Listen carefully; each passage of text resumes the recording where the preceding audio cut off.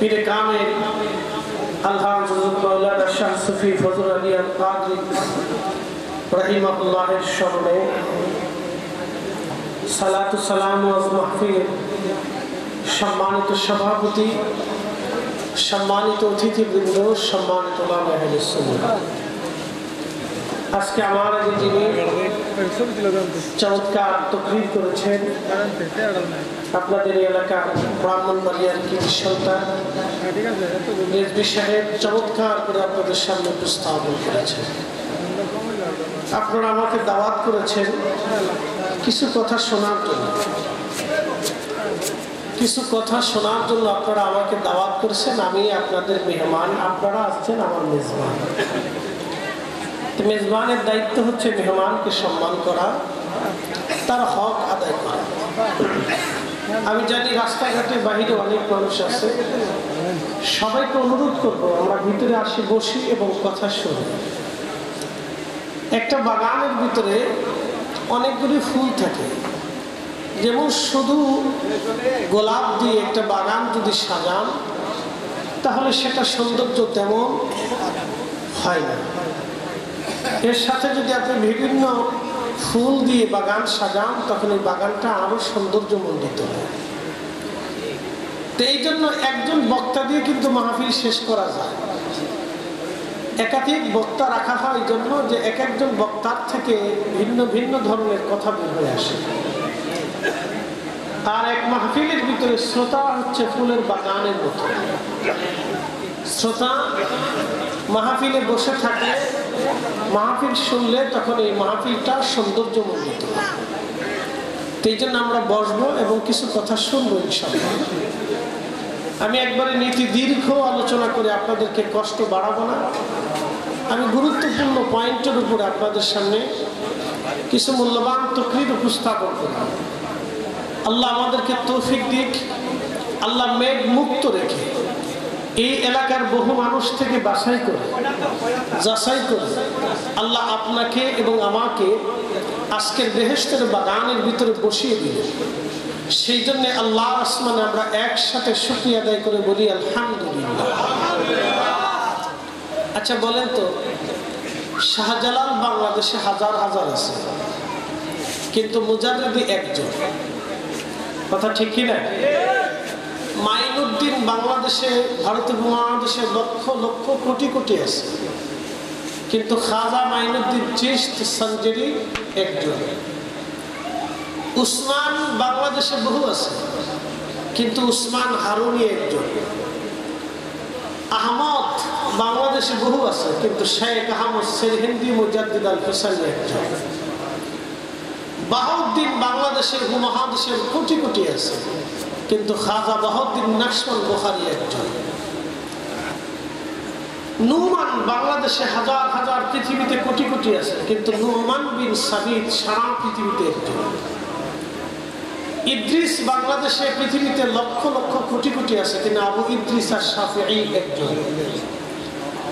আব্দুল মালিক বাংলাদেশে, পৃথিবীতে কোটি কোটি আছে, কিন্তু মালিক ইবনে আনাস, ইমাম মালিক একজন। আহমদ পৃথিবীতে কোটি কোটি আছে, কিন্তু আহমদ ইবনে হাম্বল পৃথিবীতে একজন। শোনেন, আল্লাহ সবাইকে ওলি বানায় না। আবার শোনেন, আল্লাহ সবাইকে ওলি বানায় না। আবার শোনেন, আল্লাহ সবাইকে ওলি বানায়, আল্লাহ সবাইকে ওলি বানায় না। যদি সবাইকে ওলি বানাইতেন তাহলে আল্লাহ বলতেন না, ইয়া আইয়ুহাল্লাযীনা আমানুত্তাকুল্লাহ, ও ঈমানদার তোমরা আমাকে ভয় করো, ওয়া কুনু মা'আস সাদিকিন, তোমরা সাদিকদের সঙ্গী হয়ে যাও। আল্লাহ এই কথা বলতেন না। তাহলে আল্লাহ সবাইকে ঈমানদার, আল্লাহ সবাইকে ওলি বানায় দিতেন। এই জন্য পৃথিবীতে সবাই ওলি হবে না বিধায় আল্লাহ বলছেন তোমরা ওলিদের কাছে যাও। ফাসআলু আহলায যিকরি ইন কুনতুম তা'লামুন লা তা'লামুন, তোমরা যেটা জানো না সেই বিষয়টা তোমরা আহলুয যিকিরদের কাছ থেকে জেনে নাও। পৃথিবীতে সবাই যদি আহলুয যিকির হইতো তাহলে জানার জন্য লোক থাকতো না। সবাই যদি মাস্টার হতো তাহলে ছাত্র হতো না। সবাই যদি ডাক্তার হতো তো রোগী হতো না। সবাই যদি পাইলট হতো তো প্যাসেঞ্জার হতো না, সবাই যদি ইঞ্জিনিয়ার হতো তাহলে রাজমিস্ত্রি হতো না, সবাই যদি রাজমিস্ত্রি হতো তাহলে কৃষক হতো না, সবাই যদি কৃষক হতো তাহলে বাপ সবাই ইমাম হতো না, সবাই ইমাম হলে মুসল্লিকে থাকতো, সবাই মুসল্লি হলে ইমামকে থাকতো। পৃথিবী আল্লাহ এইভাবে সাজাচ্ছে। আল্লাহ পুরুষের সাথে নারী, নারীর সাথে পুরুষ, দুইটা জিনিসকে আল্লাহ তৈরি করে দিয়েছেন। একই মানব জাতির দুইটা রূপ, একটা নারী একজন পুরুষ। এসব আল্লাহর ইচ্ছা, আল্লাহর কৌশল, এগুলি আমাদেরকে বুঝতে হবে। এই জন্য রব্বুল আলামিন আমাদেরকে অলি বানান নাই, কিন্তু অলিদের দলভুক্ত করেছে। কথা বলে ঠিক কিনা? আচ্ছা, আমরা এখানে কথা না বলি। আল্লাহ সবাইকে অলি বানাই নাই, কিন্তু অলিদের কি করছে? দলভুক্ত করছে। আচ্ছা, আপনাদেরকে প্রশ্ন করি, জবাব দেবেন। আল্লাহর কোরআন কি স্থায়ী না অস্থায়ী? চিরস্থায়ী। কারণ আল্লাহর কোনো শুরু নাই, আল্লাহর কোনো শেষ নাই। এই শুরু এবং শেষ সৃষ্টি করছে কে? আপনাদেরকে আবার বুঝাই। এখন অন্ধকার, এই আধার অন্ধকার সৃষ্টি কে করছে? একসাথে বলে জন্মগত ভাবে যে অন্ধ আছে, জন্মগত অন্ধ, তাকে জিজ্ঞেস করবেন আলো কি জিনিস, বলবো জানি না। বলে অন্ধকার কি, বলে তাও জানি না। কারণ আমার তো চোখই নেই, তা আলো কি বুঝবো আর অন্ধকার কি বুঝবো? ওকে যদি জিজ্ঞেস করেন অন্ধ লাল কি জিনিস, বলে আমি তাও জানি না। বলে ওকে যদি জিজ্ঞেস করেন সাদা কি জিনিস, বলে আমি তাও জানি না। যদি জিজ্ঞেস করেন সবুজ কি জিনিস, বলে তাও জানি না। যদি জিজ্ঞেস করেন অন্ধ, বলো তো বেগুনি কালার কি জিনিস, বলে তাও জানি না। বলে আকাশি কি, বলে তাও জানি না। বলে পানি কালার, বলে তাও জানি না। বৃষ্টির রং কি, বলে তাও জানি না। তো অন্ধর তো চোখ নাই, এই জন্য সে জানে না। তো আমাদের দেশে কিছু অন্ধ আছে, রসুল আছে কিন্তু অন্ধ চোখে দেখে না। কথা বলেন না কেন? রসুল আছে কিন্তু অন্ধ চোখে দেখে না, এই জন্য সে রসুল চিনেও না। তা আপনি বুঝাবেন কেন? এই জন্য অন্ধ থাকবে। যদি পৃথিবীতে অন্ধ না থাকতো তাহলে মানুষ যে অন্ধ হয় এটা মানুষ জানতো না। যদি বোবা না থাকতো তাহলে মানুষ যে বোবা হয় এটা মানুষ জানতো না। যদি ল্যাংড়া না হইতো তাহলে মানুষ জানতো না যে মানুষ ল্যাংড়া হয়। যদি পাগল না হইতো তাহলে মানুষ জানতো না যে মানুষ পাগল হয়। আল্লাহর ইচ্ছা। একসাথে বলেন কার ইচ্ছা? আল্লাহর ইচ্ছা। যদি বুঝেন তো মাহফিলে বসে। কিছু কথা আমাদের বোঝা অত্যন্ত জরুরি, আমাদের শিখাটা অত্যন্ত জরুরি। শিখার কোনো শেষ নাই, জানারও শেষ নাই। আমি আসার আগেও 2 ঘন্টা লেখাপড়া করে আসছি। ভাববেন না যে এখন আমি পাঞ্চা খাই, শুধু চাই খাই না, সময় পাইলেও এখন স্টাডি করতে হয়। বুঝতে পারছেন? তো এই জন্য শিখারও শেষ নেই, জানারও কোনো শেষ নেই। এই জন্য আপনার আমাদেরকে কথা শুনতে হবে। আমার জবান দিয়ে আল্লাহ কথা বের করছে। আমি এক উস্তাদের কাছে পড়তাম, তিনি 40 বছর বুখারী শরীফ পড়েছে। জীবনে কোনোদিন জুব্বা আয়রন করে পড়েন না, এত সুন্দর তাকওয়া ছিল তার। উস্তাদজিকে বললাম যে হুজুর আপনি জুব্বাটা খুলে দেন, আমি ধুয়ে আয়রন করে পরিষ্কার করে একটু সুন্দর করে নিয়ে আসি। তো মানুষ আপনাকে দেখলে মনে করে না যে এত বড় মুহাদ্দিস, কে বাবা দুনিয়াতে বাঁচবই কয়দিন, এত রং ঠং করে কি লাভ হবে? 40 বছর বুখারী শরীফ পড়েছে, আপনি বুঝেন তো। বুখারী শরীফ ওনার সামনে আমাদের উস্তাদজিরাও ওনার সামনে পড়তে গেলে ডর করতো যে বুখারী শরীফ কোন জায়গায় উনি ভুল ধরে ফেলে। তো 40 বছর যে বুখারী শরীফ পড়েছে বুঝতেই পারতেছেন। তুমি আমাকে একদিন জিজ্ঞেস করলেন, মনু বরিশালের মানুষ ছিল, তো মনু তুমি এত সুন্দর সুন্দর মিষ্টি মিষ্টি কথা কেমনে বলো? তা বললাম হুজুর আল্লাহ বলা। তো আমি তো বলতে পারি না। তো হুজুর কোনোদিন ওয়াজ করতে পারতো না, কিন্তু বড় বড় আলেমদেরকে হাদিস শিখাইতে। তা আমি বললাম হুজুর আল্লাহ আপনাদেরকে দিছে আমাদেরকে হাদিস, কোরআন হাদিস শেখানোর জন্য, ইলম শেখানোর জন্য আল্লাহ আপনাদেরকে তৈরি করছে। আর সাধারণ পাবলিকের আল্লাহ আমরা দিচ্ছে কিছু মানুষের ওয়াজ শোনানোর জন্য। আমি যে কাজ পারি আপনি সে কাজ পারেন না, আবার আপনি যেটা পারেন সেটা আমি পারি না। সেই জন্য সবাই আলেম হবে না, সবাই ওলি হবে না, সবাই শাইখুল হাদিস হবে না। পৃথিবীতে কেউ আছে ফকির, কেউ আছে মুফাসসির, কেউ আছে মুহাদ্দিস, আবার কেউ আছে ওলি। এমনও ওলি দুনিয়াতে আছে। সচরার হুজুর কেবলা তিনি মুহাদ্দিস ছিলেন না, তিনি প্রিন্সিপাল ছিলেন না, তিনি শাইখুল হাদিস ছিলেন না, তিনি মুফতি ছিলেন না, তিনি মুফাসসির ছিলেন না, তিনি সাধারণ শিক্ষিত ছিলেন, জেনারেল শিক্ষিত ছিলেন, কিন্তু আল্লাহর কুতুব ছিলেন। কথা কোন না ঠিক কি না? কি ছিলেন?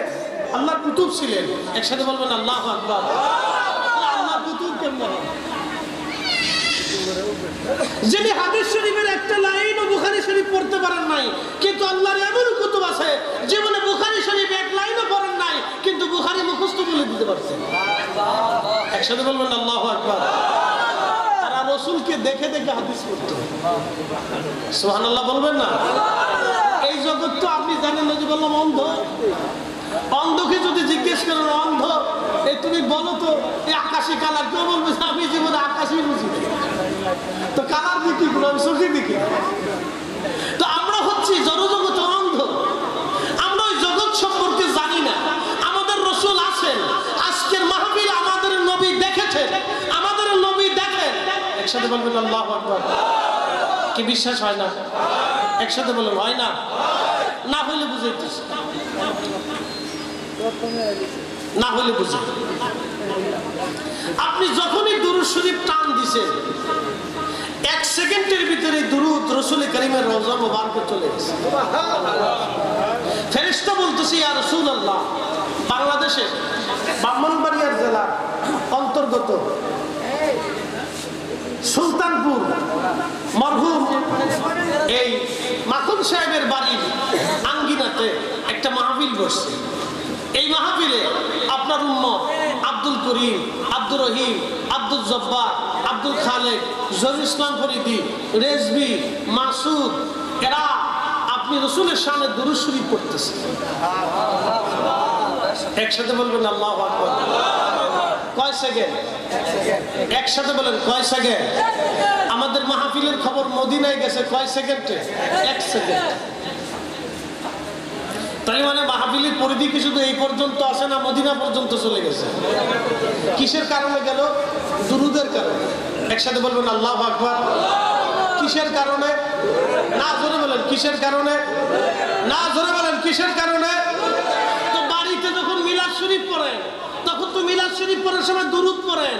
তো বাড়িতে মিলাদ পড়ার সময় যখন দুরূদ পড়েন, তখন এই মজলিস আর ওই মজলিসের স্থানে থাকে না, তার পরিধিটা মদিনা পর্যন্ত পৌঁছায় যায়। আপনি তো বেদাতের ফতোয়া দেখলেন, আমি তো বেদাত দেখি না, আমি ইবাদত দেখি। কথা কর না কেন? ঠিক কি না?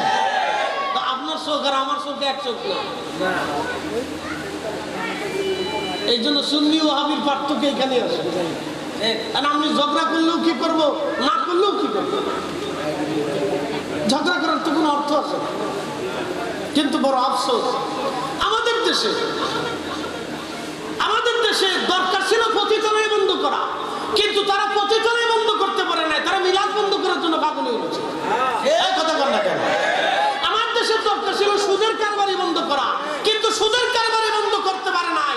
মিলাদুন নবীর মাহফিল হইলে তখন জ্বালা ধরে যায়। সুদওয়ালার সাথে উঠা বসা করে, ঘুষওয়ালার সাথে উঠা বসা করে, ঘুষওয়ালার সাথে আত্মীয়তা করে, সুদওয়ালার সাথে আত্মীয়তা করে, সুদওয়ালার সাথে বন্ধুত্ব করে, ঘুষওয়ালার সাথে বন্ধুত্ব করে, কিন্তু মিলাদুন নবীর মাহফিলের নাম শুনলে শরীরে চুলকায়। উচিত কথা বললে মনে বেজার হয়ে যায়।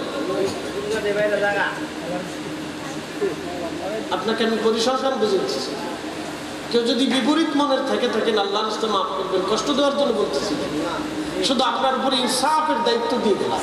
আপনি বুঝেন তো, এদেশের লক্ষ লক্ষ কোটি কোটি মানুষ সুদওয়ালার সাথে সম্পর্ক, কোটি কোটি মানুষ ঘুষওয়ালার সাথে সম্পর্ক। যেই লোক বেদাতের ফতোয়া দিচ্ছে, মিলাদুন নবীকে ঘৃণা করতেছে, সে নিজেও সুদওয়ালার সাথে বসে চা খায়। কি আসতে কন কেন? জোরে বলে। অথচ আমার রাসূলের মিলাদের মাহফিল, জিকরুন নবীর মাহফিল, দুরূদের মাহফিল, নাতের মাহফিল, দুআর মাহফিল, এই মাহফিলকে সে ঘৃণা করতেছে। আফসোস, আফসোস। আল্লাহ আমাদের ভাইদেরকে বুঝ দিক, আর আমাদেরকে বেশি বেশি ইশকে রাসূল দিয়ে আমাদের দিলকে জিন্দা করে দিক। সকলে বলেন আমিন। কষ্ট হচ্ছে আপনাদের? মুক্তাসার সামান্য একটু আপনাদের সামনে পরিসংখ্যান তুলে ধরলাম। এই জন্য বললাম এক একজনের বক্তব্য এক এক রকম। আমার এই কথা যদি কেউ বুঝে, তো কালকে থেকে সে মিলাদুন নবীর বিরোধিতা করবে না। আমার এই কথা যদি কেউ বুঝে, তো কালকে থেকে সুন্নিদেরকে কেউ ঘৃণা করবে না। যদি এই কথা কেউ বুঝে, আর না বুঝলে তো আমি জোর করে বুঝাইতে পারবো না। প্রিয় ভাই আমার, আল্লাহ আমরা মুসলমান বানাইছেন। যে মাটির উপর আমরা বসে আছি, আগামীকাল এই মাটির নিচে আমাদের সবারই ঘর হবে। কবরে আমরা সবাই চলে যাব। বলেন, ব্রাহ্মণবাড়িয়ার বড় হুজুর আমার কবরে যাবে না, আমার পিসাব আমার কবরে যাবে না, আমার আত্মীয় আমার কবরে যাবে না, আমার ভাই আমার কবরে যাবে না, আমার বোন আমার কবরে যাবে না, আমার স্ত্রী আমার কবরে যাবে না, আমার সন্তান আমার কবরে যাবে না, আমার কঠিন নিকটের কঠিন বিপদের কালের সাথী আমার কবরে যাবে না।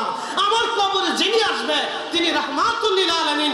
গোলামি করলে ওই রাসূলের গোলামি করে যাব। কথা বলেন ঠিক না বেটা?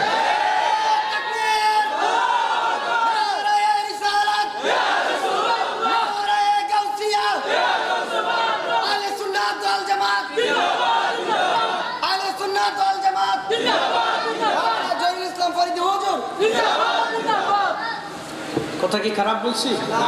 কবরে কারে পাবেন? আল্লাহ রাসূল। বাইরে পাবেন। এখানে বাবা মা মারা গেছে কার কার একটু হাত উঁচা করেন তো, মেহেরবানি করে। বাবা মা কেউ না কেউ মারা গেছে। আচ্ছা, দাদা দাদি মারা গেছে কার কার? দাদা দাদি, বাবা মা, নানা নানির ভিতরে কে কে?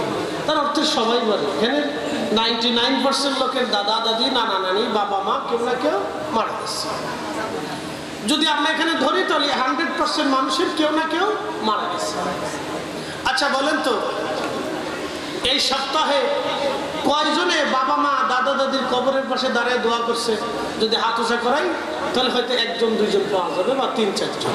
বাস, কয়জন পাওয়া গেল? 2 জন, 4 জন, 5 জন। তুই তো সব হাস্য তোর হাত উঁচাই থাকে, আমি জানি তোর হাত উঁচা থাকে না। আচ্ছা ঠিক আছে, অসুবিধা নাই। গেছত নি? হ্যাঁ ঠিক আছে, গেলে বাবা, আলহামদুলিল্লাহ। তো গেছে 5-7 জন। আচ্ছা, বাকিদের কি বাবা মা দাদা দাদি কবরে আসে না? আমরা কি গেছি? তার অর্থ হচ্ছে out of sight, out of mind. মানুষ চোখের আড়াল হলে মনের আড়াল হয়ে যায়। আপনাদের এখান থেকে মাহফিল করে আমি যখন চলে যাব, চলে যাওয়ার পরে আমার আর এক ব্যস্ততা আসবে। ফোনের ব্যস্ততা, রাস্তার ব্যস্ততা, আমার গন্তব্যস্থানে পৌঁছানোর ব্যস্ততা। ডানে সরে আসে না ডাকাতি ধরে, না পুলিশ আসে, না ডানের গাড়ি, না পিছের চিরাগ, সামনে বাস, এগুলি হেল্পারি করতে করতে আপনাদের কথা ভুলে যাব। আপনারাও বাড়িতে ঘুমিয়ে পড়বেন, কালকে কাজের সাথে আমার কথাও ভুলে যাবেন। Out of sight, out of mind.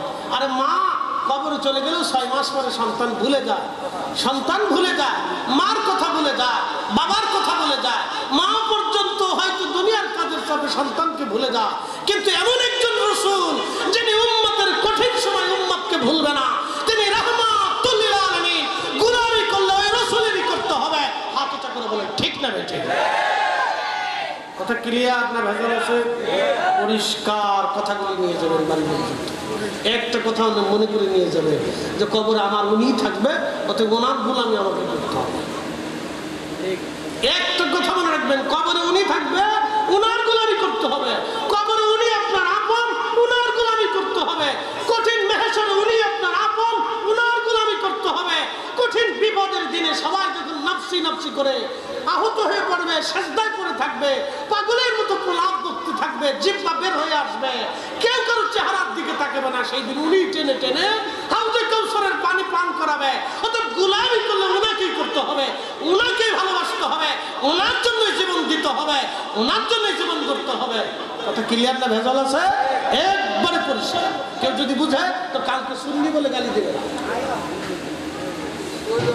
বেদাতি বলে গালি দিবে না। তার কাছে কোনো বেদাত নেই, ইশকে রাসূলের কোনো বেদাত হয় না। প্রিয় উপস্থিতি হাজিরিন, খুবই মনোযোগের সাথে কথাগুলি শুনবেন। আমি আপনাদের সামনে মূল পয়েন্টটা আপনাদের সামনে উপস্থাপন করলাম। কিছু গুরুত্বপূর্ণ কথা এগুলি আমাদের। আমরা পৃথিবীতে বাস করি, আমাদের আগে কোটি কোটি মানুষ কবরে চলে গেল, হাজার হাজার কোটি কোটি মানুষ কবরে চলে গেছে। মাটির সাথে তারা মিশে গেল, তাদের অস্তিত্ব পর্যন্ত বিলীন হয়ে গেল। এই ব্রাহ্মণবাড়িয়াতে কোটি কোটি মানুষ মাটির নিচে চলে গেল। আজ 100, 200, 300, 400, 500 বছর আগের গোরস্থানের মাটির নিচে কত মানুষ একেবারে মিশে গেল। মানুষ মারা যাওয়ার 24 ঘন্টা পরে পায়খানা রাস্তা দিয়ে একটা পোকা বের হয়ে আসে। এই পোকাটা বের হয়ে আসার পরে সমস্ত শরীরের মধ্যে পোকাটা ছড়ায় যায়। মাত্র 24 ঘন্টা পরে পায়খানা রাস্তা দিয়ে পোকা আসে, তামাম শরীরের মধ্যে পোকাগুলি ছড়িয়ে যায়। ওই পোকার থেকে পচা পচা গন্ধ বের হতে থাকে।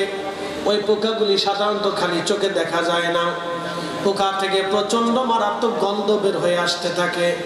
মানুষ বলে মানুষ পচে গেছে, তাড়াতাড়ি করে কবরের মধ্যে দিয়ে দাও।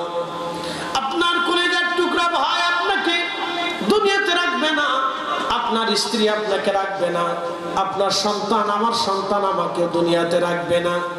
দ্রুত ঘর থেকে নামায়া উঠানের মধ্যে আপনার খাটিয়া নিয়ে চলে আসবে, কাফনের কাপড় দিয়ে পেঁচাইয়া উপরে একটা চাদর দিয়ে সুন্দর করে ঢেকে রাখবে। ওই চাদর আপনার সন্তান আর কোনোদিন বিছানায় বিছাবে না, আপনার স্ত্রীও কোনোদিন ওই চাদর আর বিছাবে না। কারণ এই স্বামীর মৃতদেহের সাথে চাদর জড়ানো ছিল, এই চাদর স্ত্রী কোনোদিনও বিছানায় বিছাবে না ভয়ে। আপনি মিলিয়ে মিলিয়ে কলমের সাথে কাগজ দিয়ে মিলিয়ে মিলিয়ে নিয়ে যান। বাস্তবতা থেকে আমি কথা বলি, কেউ এই কাফনের কাপড় এই আপনার বিছানার চাদর আর বিছাবে না। ছেলেও না, মেয়েও না, আপনার সন্তানও না, আপনার স্ত্রীও, কলিজার টুকরা স্ত্রী 40 বছর সংসার করছেন, সেও বিছাবে না। আপনার স্ত্রী মারা গেলেও ওই চাদর আপনি নিজেও বিছাবেন না।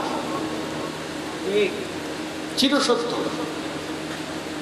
চিরসত্য কথাই। পায়খানা রাস্তা দিয়ে পোকা আসবে, তামাম শরীর দুর্গন্ধে ছড়িয়ে যাবে। সমাজের মানুষ বলবে তাড়াতাড়ি কবরে পাঠা, গন্ধ ছুটে আসছে, পচা গন্ধ। একজন মানুষের জিন্দেগি শেষ।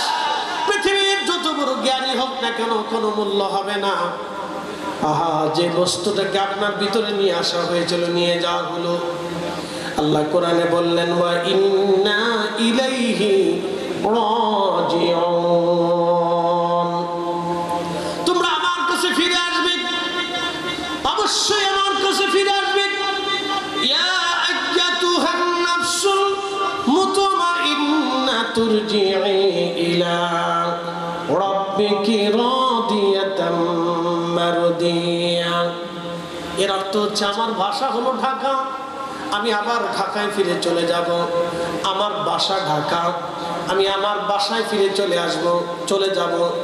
সাময়িক সময়ের জন্য ব্রাহ্মণবাড়িয়া সুলতানপুরে আমি আসছি, আমি আবার নিরে বাসায় ফিরে চলে যাব। পাখি খাবার সংগ্রহ করার জন্য সে বের হয়ে আসে, বিভিন্ন জায়গা থেকে খাবার সংগ্রহ করার পরে সন্ধ্যাবেলা পাখি তার নিরে ফিরে চলে যায়। কারণ রাতের বেলা কোনো পাখি উড়ে না, তারা সন্ধ্যার সময়, সন্ধ্যা লাগার আগে তারা তার নিরে ফিরে চলে যাবে, বাসায় ফিরে চলে যাবে। আমরা ছিলাম আল্লাহর কাছে, আবার দুনিয়াতে আসছি, আবার আল্লাহর কাছে চলে যাব। মাঝখানে একটা মধ্যবর্তী সময় আল্লাহ বলেন আল্লাযী খালাকাল মাউতা ওয়াল হায়াতা লিয়াবলুয়াকুম আইয়ুকুম আহসানু আমালা।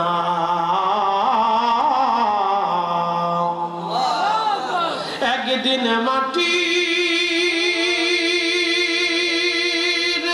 ভিতরে হবে ঘরে, মোনামা কেন বান্ধ দালান ঘর, মোনামা কেন বান্ধ দালান ঘর। বন্ধুরে খুবই মনোযোগ, সুলতানপুরবাসী রব্বে কারীমের কাছে ছিলাম। আল্লাহ আমাদেরকে দুনিয়াতে পাঠাইলেন। রূহ নামক জিন আমাকে আমার বডির মধ্যে আল্লাহ মায়ের রেহেমের ভিতরে 4 মাসের মাথায় আল্লাহ রূহ নামক জিন আমার মায়ের বডির ভিতরে আল্লাহ দিয়ে দিলেন। আল্লাহ রাব্বুল আলামিন বললেন সুম্মা জাআলা নাসলাহু মিন সুলালাতিন মিন মাইন মাহিন। বাবা এবং মায়ের নির্গত নির্যাস পানি ফি কারারিন মাকিন, সেভজন, ইংরেজিতে বলে সেভজন, বাংলায় বলে জরায়ু। এই জরায়ুর ভিতরে আমার রব আমার আল্লাহ এই পানি পানিটাকে এক জায়গা আমার আল্লাহ ফি কারারিন মাকিন, কোরআনে আমার আল্লাহ বলেন একেবারে সেফ জোন, নিরাপদ আধারে আল্লাহ জমা করলেন। 40 দিন পর্যন্ত পানিটাকে রিফাইন করলেন। 40 দিন পরে পানিটা রক্তপিণ্ড হলো। রক্তপিণ্ডটাকে 40 দিন রিফাইন করার পরে আল্লাহ গোশতের টুকরা বানিয়ে ফেললেন। গোশতের টুকরাটাকে আরো 40 দিন রিফাইন করার পরে আমার আল্লাহ মোটামুটি একটা মানবের বডি স্ট্রাকচার তৈরি করলেন। 120 দিনের মাথায় রূহ নামক ইঞ্জিন আলমে আরওয়াহ থেকে জিবরাইল আলাইহিস সালামের মাধ্যমে আমার রব, আমার আল্লাহ, আমার মায়ের রেহেমে আমার বডির মধ্যে ফুকিয়ে দেওয়া হলো। আল্লাহ পাক আমাকে 120 দিনের মাথায় আমার বডির মধ্যে সেট করে দিলেন। 120 দিনের মাথায় সেট করার পরে সর্বনিম্ন 6 মাস সীমা, সর্বোচ্চ 10 মাস 10 দিনের ভিতরে আল্লাহ আমাকে পৃথিবীতে মানব আকৃতি দিয়ে দুনিয়াতে পাঠিয়ে দিলেন। একসাথে বলবেন আল্লাহু আকবার। না না, আরো জোরে বলেন। আল্লাহ বানাইলেন কত জাতি,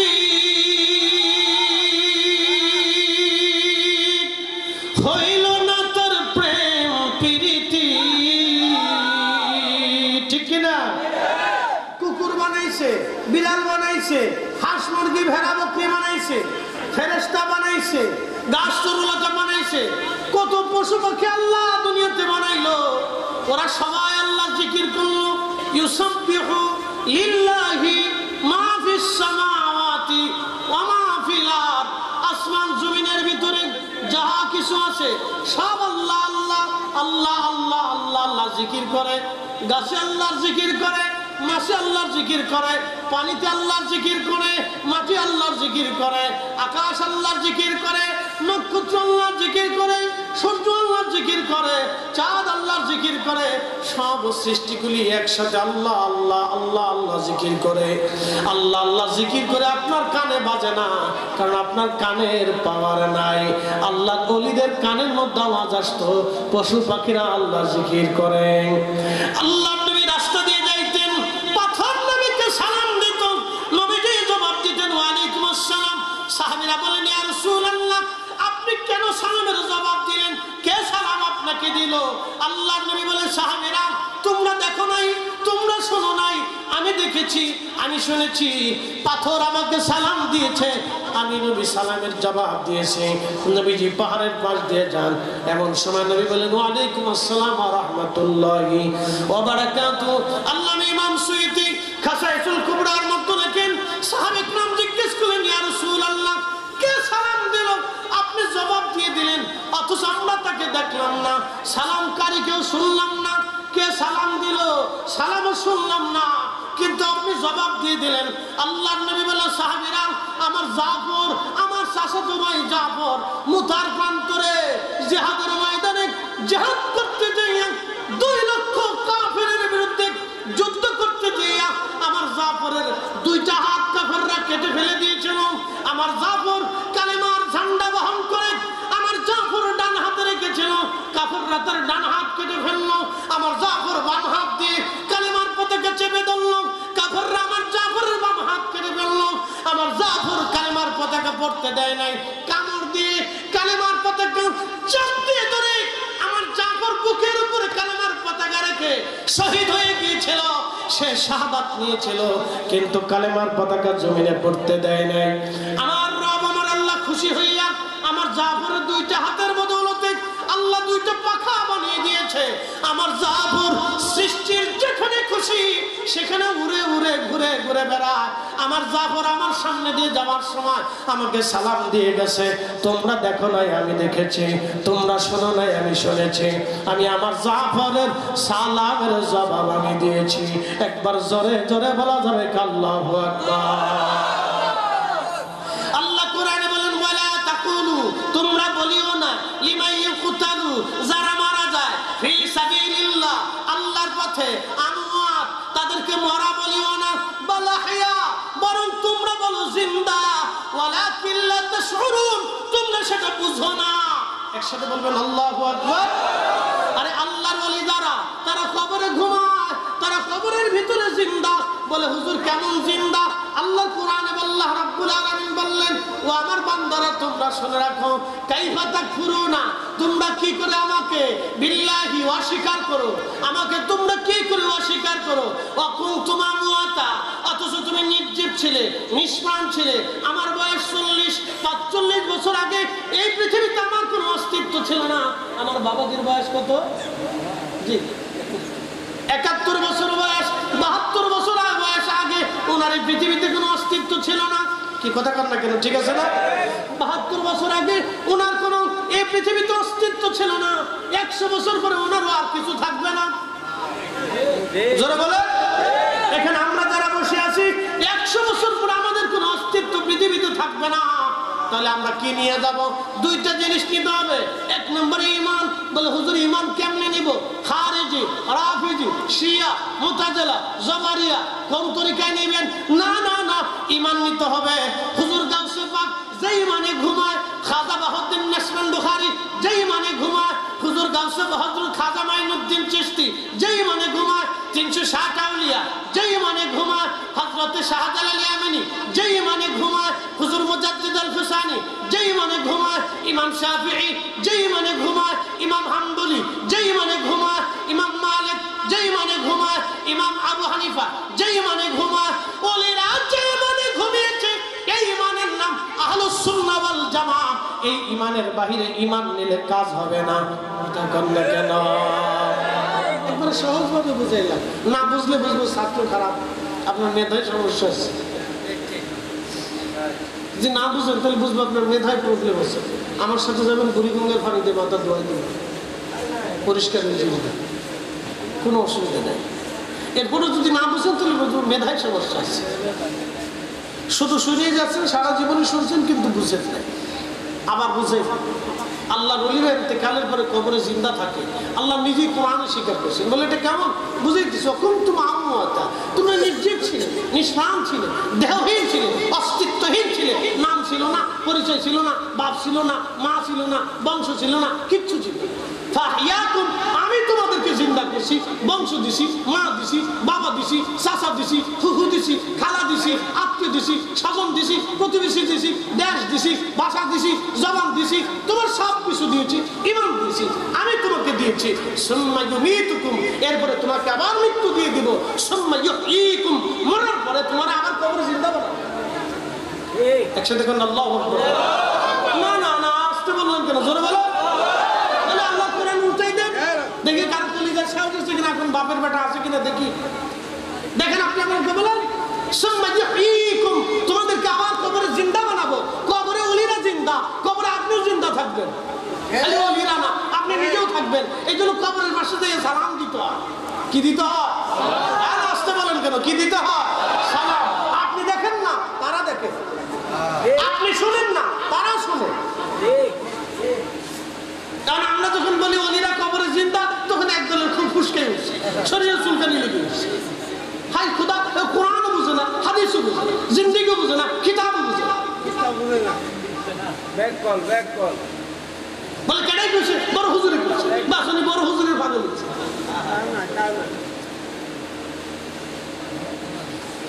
এরপরে রাব্বুল আলামিন বলেন, সুম্মা ইউহয়ীকুম, তোমার কবরের ভিতরে জিন্দা বানাবো। ওয়ালাকিন লা তাশউরুন, তুমি তো বুঝো না।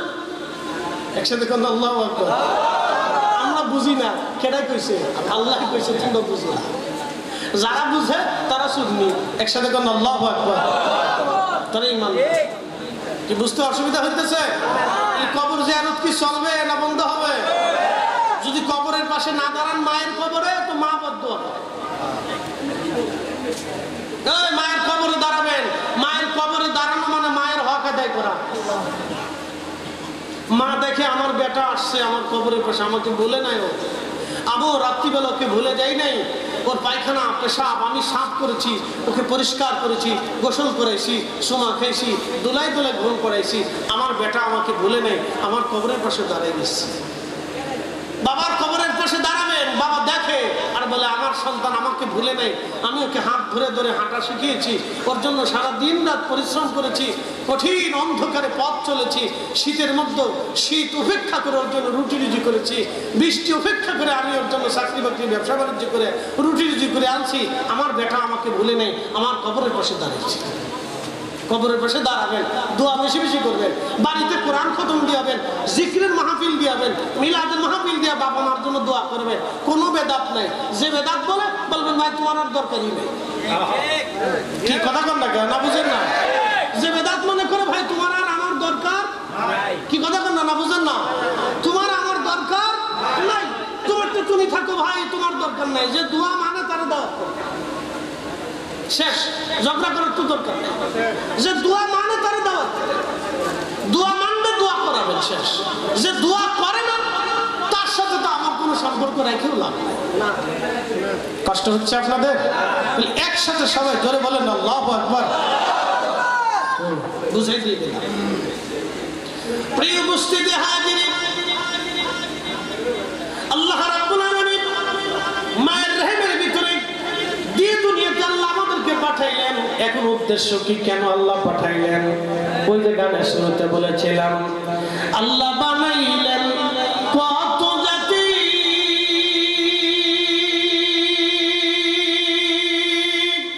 হইল না তার প্রেম প্রীতি,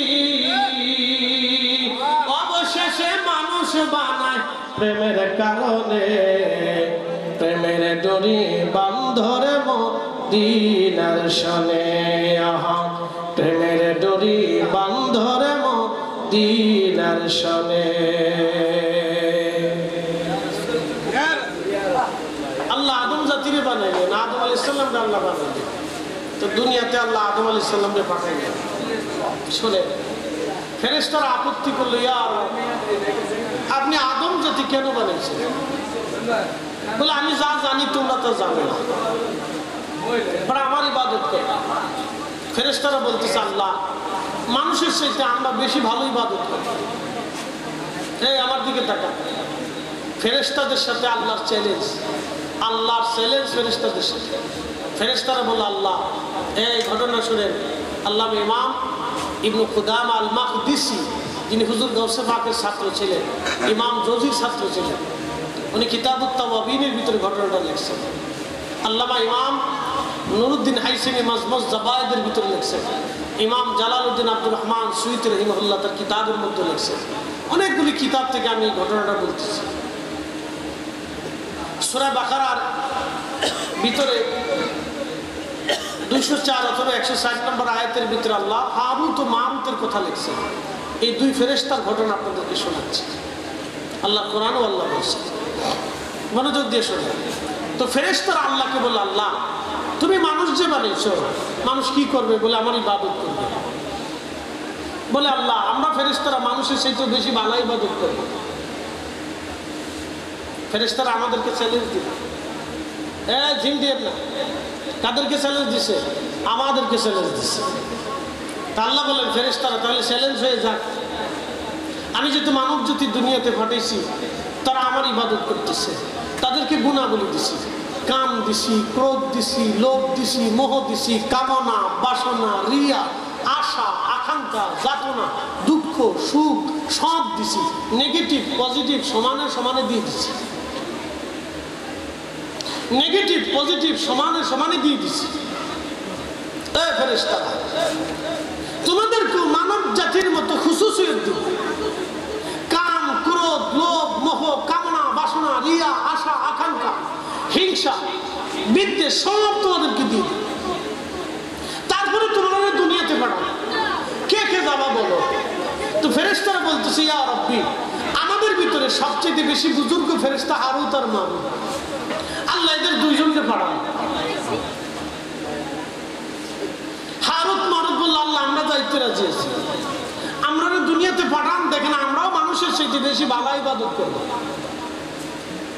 একসাথে বলেন আল্লাহু আকবার। না জোরে বলে, আল্লাহ আমাদেরকে আদর করে বানাইছে। কি করে বানাইছে? না না জোরে বলেন, কি করে বানাইছে? আদর করে বানাইছে, আদর করে বানাইছে, সুদ খাওয়ার জন্য না।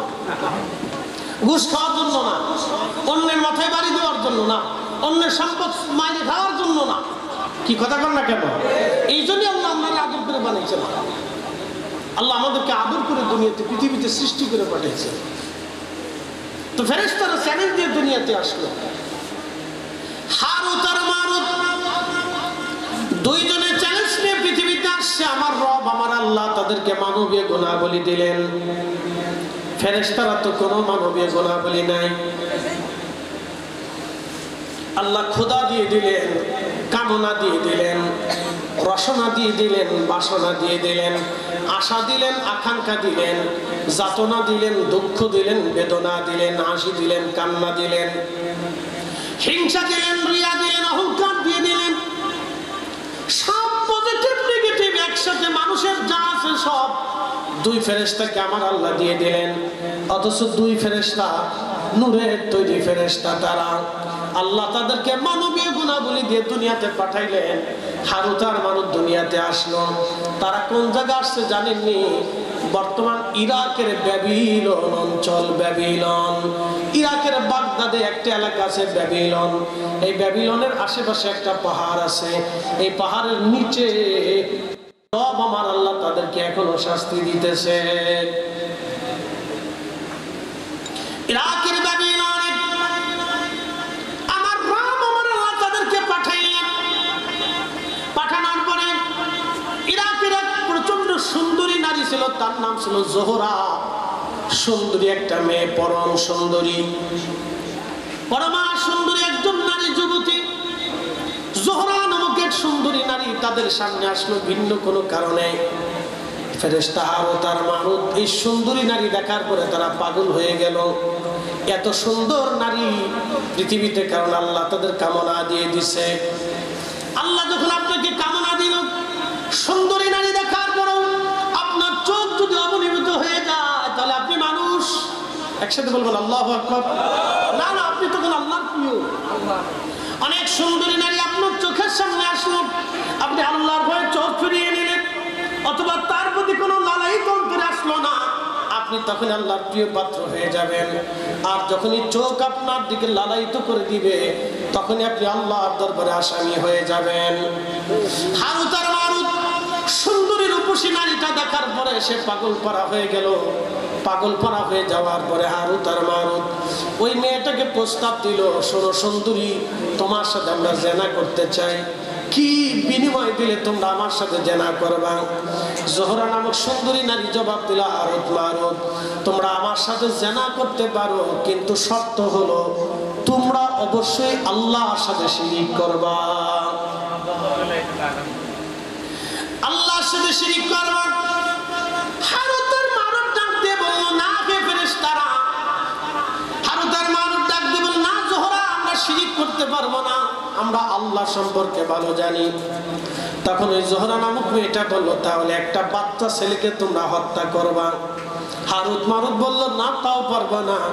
তখন জোহরা নামক সুন্দরী নারী বলল, তাহলে শোনো, তোমরা কিছু করা লাগবে না, তোমরা মদ পান যদি করতে পারো, তাহলে আমি তোমাদের সাথে জেনা করব। ভালো করে শুনে রাখবেন এই ঘটনাটা, খুব গুরুত্বপূর্ণ। হারুত আর মারুতকে জোহরা নামক সুন্দরী নারী বলল, মদ খেতে হবে, যদি মদ পান করো তাহলে আমি তোমার সাথে জেনা করব। তখন হারুত মারুত বলল, হ্যাঁ মদ পান করবো, অসুবিধা নাই। তখন এই জোহরা নামক সুন্দরী তাদেরকে মদ পরিবেশন করলো। তারা মদ পান করলো। মদ যখন পান করলো, তখন মদ পান করার পরে তারা দিশেহারা হয়ে গেল। মতিভ্রম হওয়ার পরে এই জোহরা নামক মেয়েটা একটা ছোট্ট বাচ্চা নিয়ে আসলো। মতিভ্রম অবস্থায় তারা এই ছোট্ট বাচ্চাটাকে হত্যা করলো, জবাই করলো। জোহরার সাথে তারা মিলিত হলো, জানা করলো। জানা করার পরে আমার রব আমার আল্লাহ ডাক দিলেন, হারুত মারুত, তোমরা কি করছো বুঝতে পারছো নি? হারুত আর মারুত লজ্জা পেয়ে গেলেন। তামাম ফেরেশতাদেরকে আল্লাহ ডাক দিলেন, ফেরেশতারা, তোমরা কি বুঝতে পারছো তোমরা কি করেছো? ফেরেশতারা লজ্জায় মাথা নত করে ফেললেন। আল্লাহ কি ভুল হয়ে গেল রব্বুল আলামিন, আমাদের দুইজন বুজুর্গ ফেরেশতারা জিনা করে ফেলছে। ওরা আসমানে যাইতে চাইল আল্লাহর কাছে, আল্লাহ দরজা বন্ধ করে দিলেন। আল্লাহ ডাক দিলেন, হারুত আর মারুত, তোমাদের জন্য আমি রব্বে কারীমের দরজা বন্ধ, কারণ আমি আল্লাহ পাক, আমি পাক ছাড়া কবুল করি না।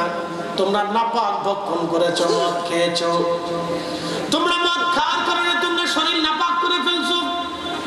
এ সুলতানপুরবাসী, এই জন্য মনে রাখবেন, মুসলমান হারাম খায় না, আর হারাম খাইলে মুসলমানের কাল জিন্দা থাকে না।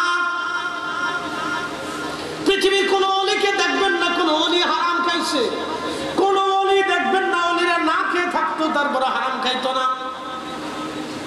পৃথিবীর কোন ওলি হারাম খাইতো না, না খেয়ে থাকলো কিন্তু হারাম খাইতো না। আহা, হারুত আর মারুত আল্লাহ বলেন, হারুত মারুত, তোমরা দুইজন নাপাক কাজ করে ফেলছো, আমি আল্লাহ পাক আমার দরজায় তোমাদের জায়গা হবে না। তখন হারুত আর মারুত আরেক বর্ণনাতে আসছে, হযরত ইদ্রিস আলাইহিস সালামের কাছে গেলেন, ও আল্লাহর পয়গম্বর ইদ্রিস, আমরা তো ভুল করে ফেলছি, আপনি আল্লাহর কাছে সুপারিশ করেন। তখন সাইয়েদনা ইদ্রিস আলাইহিস সালাম আল্লাহর কাছে সুপারিশ করলেন।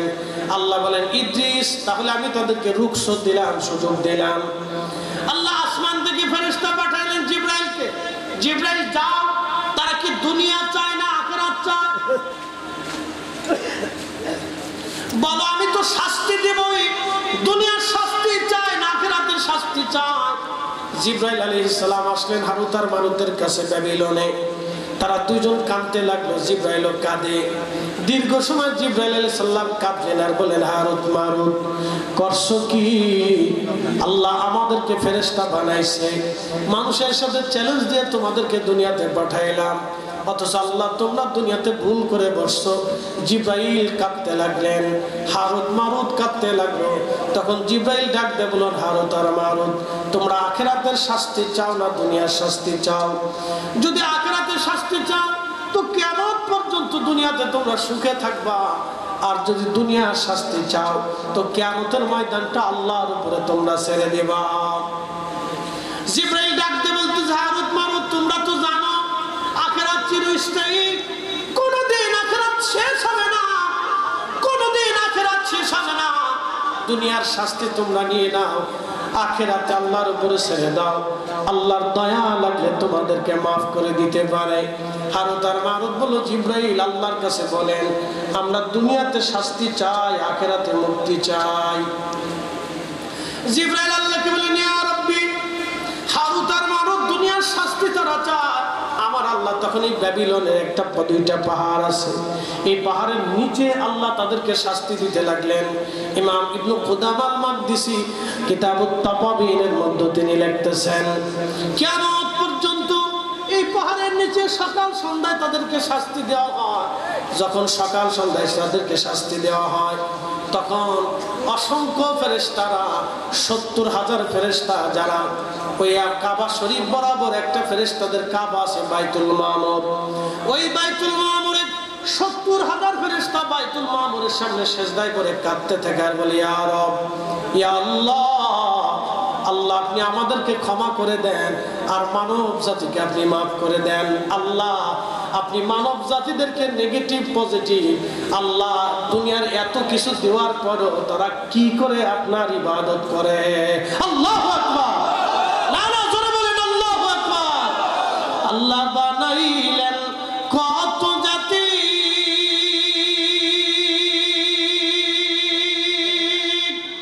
হইল না তোর প্রেম প্রীতি। আল্লাহ বানাইলেন কত জাতি, হইল না তোর প্রেম প্রীতি। অবশেষে মানুষ বানায়, অবশেষে মানুষ বানায় প্রেমের কারণে, প্রেমের ডোরি বান্ধরে মদিনার শনে। ফেরেশতারা বাইতুল মামুরে সিজদায় করে কাঁদে, ইয়া রব আপনি আমাদেরকে মাফ করে দেন, আর আল্লাহ মানব জাতিদেরকে মাফ করে দেন। আল্লাহ মানুষদেরকে আপনি এত খুশুসিয়ত নেগেটিভ পজিটিভ দেওয়ার পরেও আল্লাহ তারপরেও তারা আপনার ইবাদত কেমনে করে আমরা ফেরেশতারা ভেবে পাচ্ছি না, ইয়া রাব আমাদের দুইজন ফেরেশতা পাঠিয়ে তারা ফেল মারছে। একসাথে বলেন আল্লাহু আকবার। দুই ফেরেশতা কি মারছে? ফেল মারছে, ফেল ফেল ফেলটুস ফেলটুস পাস করে এক বেড়ি দেখে পাগল হয়ে গেছে। আর আমরা তো লক্ষ লক্ষ বেড়ি দিই, কথা বল না কেন? আমরা তো লক্ষ লক্ষ বেড়ি দেখি, লাখে লাখে বেড়ি দেখি, হাজারে হাজারে সুন্দরী নারী দেখি, আমরা পাগল হই নাই, কিন্তু ফেরেশতা পাগল হয়ে গেছে গা।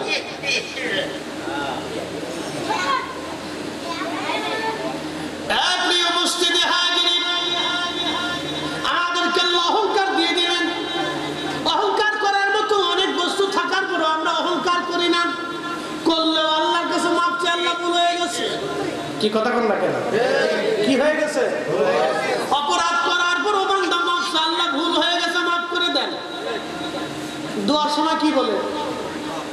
রব্বানা আতিনা ফিদ দুনিয়া হাসানাতাও ওয়া ফিল আখিরাতি হাসানাতাও ওয়া কিনা আযাবান নার। আল্লাহ দুনিয়ার হাসানা দাও, আখিরাতের হাসানা দাও, জাহান্নাম থেকে আমাদের বাঁচাও। রব্বানা যালামনা আনফুসানা, আল্লাহ আমার নফসের সাথে জুলুম করছি, মিথ্যা বলে ফেলছি, কবিরা গুনাহ করে ফেলছি, নামাজ ছেড়ে দিয়েছি, রোজা ছেড়ে দিয়েছি। আল্লাহ বড় নারীর দিকে কুদৃষ্টিতে তাকিয়ে ফেলছি, আল্লাহ মাফ করিয়া দাও। একসাথে বলেন আল্লাহু আকবার। কি করি? দোয়া। একসাথে বলেন কি করি? দোয়া করতে দেরি হয়, আল্লাহর কাছে ক্ষমা চাইতে দেরি হয়, রব্বে কারীমের দরবারে ক্ষমা চাইতে দেরি হয়, আল্লাহর দরজা থেকে ক্ষমা আসতে দেরি হয় না। একসাথে জোরে বলবেন না মারহাবা। এই জন্য বেশি বেশি দোয়া। বেশি বেশি কি? না না, একসাথে বলেন বেশি বেশি কি? আমি দোয়ার জন্য দলিল দিব না, দোয়া বুঝে যান। বেশি বেশি দোয়া। যারা দোয়া থেকে মুসলমানদেরকে নিবৃত্ত করে, এসব শয়তানের দালালি করে। আমি ঠিক বললে ঠিক, না ঠিক বললে ঠিক। আপনারটা ঠিক হলে আল্লাহটা বেঠিক হবে, আর আল্লাহটা যদি ঠিক হয় তাহলে আপনারটা বেঠিক হবে। আপনি দোয়া বন্ধ করতে চাচ্ছেন আর আল্লাহ দোয়া চালু করতে চান। একসাথে বলবেন আল্লাহু আকবার। দোয়া চালু করতে চাই কে? আল্লাহ। আচ্ছা, আপনারা যদি আমার কাছে আইসা বলেন যে হুজুর এই 100 টাকা দেন, তো দিলাম। 10 মিনিট পরে এসে গেল হুজুর 500 টাকা দেন, তো দিলাম। আবার 10 মিনিট পরে এসে যদি বলেন হুজুর 1000 টাকা দেন, তখন আমি বলবো কি ব্যাপার, লোকটা মনে হয় সিটার বাট করে। তখন আপনার প্রতি আমার কি হবে? সন্দেহ আসবে। আমি যদি আপনার কাছে বারবার টাকা চাই, ভাই এই 500 টাকা দেন, তো দিলেন। হুজুর চাইছে, কোনো কারণ হতে পারে। 10 মিনিট পরে যদি কই ভাই 500 টাকা দেন, তো দিলেন। তা আবার 10 মিনিট পরে যদি 1000 টাকা দেন, তখন আপনার কিন্তু হুজুর কি ব্যাপার? মার কাছে যদি সন্তান বারবার চায়, তো মা 3 বার 4 বার 5 বার 10 বার 10 বার দেওয়ার পরে মা অতিষ্ঠ হয়ে সন্তানের পিটুনিতে টাকা দিয়ে কি করবি, ধমক দেয়। কিন্তু এমন একজন রব আমাদের, যত না চাবেন তত বেজার হবে, যত চাবেন তত খুশি হবে। একসাথে বলবো আল্লাহু আকবার। তাহলে এখন কি দোয়া চলবে না বন্ধ হবে? না, জোরে বলেন, চলবে না বন্ধ হবে? তাহলে নামাজের পরে দোয়া, মিলাদের পরে দোয়া, কোরআন খতমের পরে দোয়া, কালেমা খতমের পরে দোয়া, এই জানাজার পরে দোয়া, এই আপনার কি বলে ঘরের ভিতরে দোয়া, মাহফিল শেষে দোয়া, মজমা শেষে দোয়া, কবর জিয়ারতের পরে দোয়া। দোয়া চলবে, কথা বল না, ঠিক কিনা? দোয়া কি হবে? একসাথে বলুন, দোয়া কি হবে? দোয়া কি হবে? কেন চলবে? আপনার আমার জন্য, আল্লাহর মাফের জন্য চলবে। যার মাফের দরকার না, সে না চললে চলুক গে, ওর সাথে আমার দেহের কিছু আসে না। কি কথা ঠিক আছে কিনা? আমার দরকার, জোরে বলেন কার দরকার? আমার দরকারে আমরা চালাবো। আল্লাহ চালাইবার তৌফিক দান করুন, বলেন আমিন। আমরা দোয়া চাবো কার কাছে?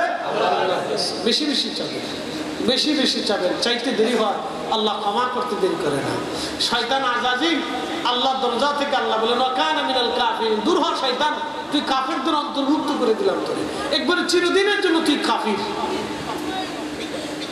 তোকে আর কোনোদিন আমি আল্লাহ কবুল করবো না, দূর হ। ওয়াকানা মিনাল, ওয়াকানা কানা শব্দ যখন আসে তখন এটি স্থায়ী হয়ে যায়। ওয়াকানা মিনাল কাফিরিন, আল্লাহ তাকে একবারে স্থায়ীভাবে কাফের বানাই দিলেন। কি সর্বনাশ হয়ে গেল! তো শয়তান আল্লাহকে ডাক দিয়ে বলতেছে, ইয়া রাব্বি, তুমি তো আমার কাফেরদের অন্তর্ভুক্ত করে দিলে আদম জাতির কারণে। দিছি, 9 লক্ষ বছর ধরে তোমার জিকির করছি, 9 লক্ষ বছর ধরে তোমার ইবাদত করছি, আল্লাহ বিনিময়ে কি আমাকে কিছু দিবা না? তা আল্লাহ তো অবশ্যই বিনিময় প্রদান করেন। আল্লাহ বলেন কি চাও? বলতেছি ইয়া রব্বি 3টে জিনিস দিবা। বলে বলো তো কি চাবে? আল্লাহ তো সবই জানে, তো বলো। বলে ইয়া রব 1 নম্বরে কিয়ামত পর্যন্ত হায়াত দিবা। আল্লাহ বলেন তা দিলাম। 2 নম্বর বলি ইয়া রব্বি तमाम সৃষ্টি তাসাররুফ করে আসবো, ঘুরে চলে আসবো, 1 সেকেন্ডে 1 মুহূর্তের ভিতর ঘুরে চলে আসবো। আপনি বুঝতে পারতেছেন? খালি একটু বুঝে জ্ঞান বিজ্ঞান এখানে ফেল মারবে যে तमाम সৃষ্টি 1 সেকেন্ডের ভিতরে ঘুরে আসবে, এত ক্ষমতা আল্লাহ তাকে দিয়ে দিলেন। দিলাম। এই জন্য শয়তান এখান থেকে আমেরিকা হয়ে ঘুরে এসে আপনার কালবের মধ্যে ধোঁকা দিতে তার 1 সেকেন্ডের সময় লাগে না, এত পাওয়ার আল্লাহ তাকে দিয়ে দিচ্ছে। আল্লাহ বলেন আর কি চাও? বলি ইয়া রব্বি মানব জাতির রক্তের শিরার ভিতর দিয়ে ঢুকে কালবের মধ্যে বসে আমি তাকে ধোঁকা দিব, এই ক্ষমতা তুমি আমার দাও। আল্লাহ বলেন তাও দিলাম। বলে কি করবা? বলি ইয়া রব তোর ইজ্জত জালালের কসম করতেছে আল্লাহ, তোর সম্মানের কসম করি আল্লাহ, আল্লাহ তোমার যে ইজ্জত আছে তুমি তো সর্বোচ্চ ইজ্জতওয়ালা, ইজ্জত দেনেওয়ালা, আল্লাহ তোর ইজ্জতের কসম করতেছি আল্লাহ তোর একটা বান্দাকেও বেহেশতে ঢুকতে দেব না, গুনাহ করাবই। এই জন্য নবীরা সারা সবাই গুনার সাথে যুক্ত। যারা ভাবতেছেন দোয়া করবেন না, ও বহুত বুজুর্গ দেখা আছে আমাদের সাথে, এত বুজুর্গের ভাব দেখেন না, বেশি বুজুর্গ হলে বুঝতে হবে এটা শয়তানের কাতারে চলে গেছে। খুব মনোযোগ দিয়ে শুনবে। বলে আল্লাহ তোর একটা বান্দাকে আমি বেহেশতে ঢুকতে দেব না, গুনাহ করাবো। এই জন্য নবীরা ব্যতীত সবাই গুনার সাথে যুক্ত, কিন্তু ওলিদেরকে আল্লাহ গুনাহ প্রথমে হইলেও মাফ করে, আল্লাহ তাদেরকে মাহফুজ করে দেয়, আল্লাহ তাদেরকে রহমতের বাইন্ডের ভিতরে নিয়ে আসে, তখন আর তারা গুনাহ করে না। কিন্তু আমরা সব গুনার সাথে যুক্ত, শ্রোতা বক্তা মুসল্লি কমিটি যারা মাহফিল দিচ্ছে তারা, আমরা মহিলা পুরুষ সব এখানে যারা আছে সবাই গুনার সাথে যুক্ত। এই জন্যই ক্ষমা চাইতে হবে, এই জন্যই দোয়া করতে হবে।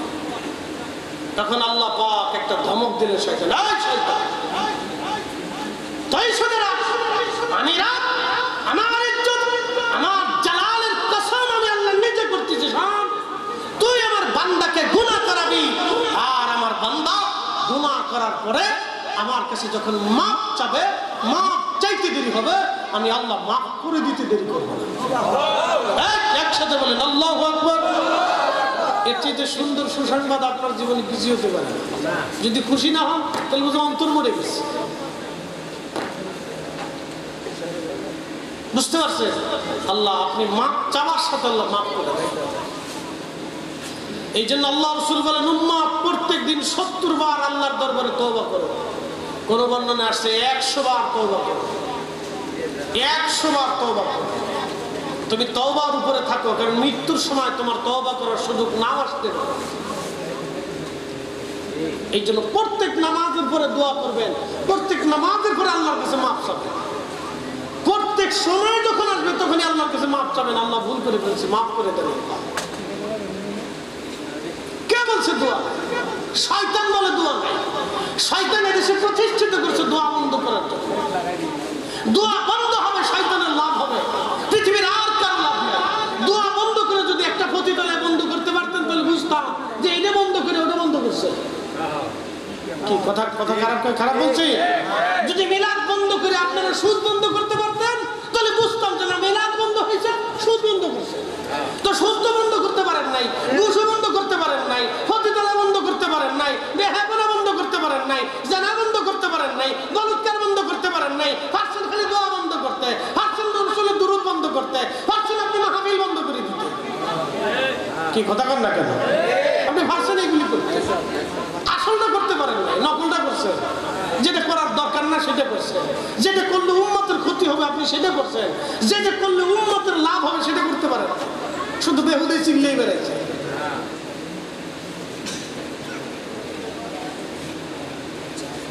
আল্লাহ আমাদেরকে ওলিদের পথে চলার তৌফিক দান করুন, বলেন আমিন। দোয়া কি চলবে না বন্ধ হবে? চলবে, বেশি বেশি করে করবেন। এই যে মাহফিল দিছে, যেন মরহুম মাখন সাহেবের স্মরণে শুধু দোয়াটা ওনার জন্য হবে না, সবার জন্য হবে, সবার জন্য হবে। অনেকে আছে চিন্তা করে এই মাহফিলও বন্ধ হয়ে যায়, এটা সুন্নিদের মাহফিল, বেদাতি মাহফিল। ইস, কত বড় বুজুর্গ, বেদাতি মাহফিল।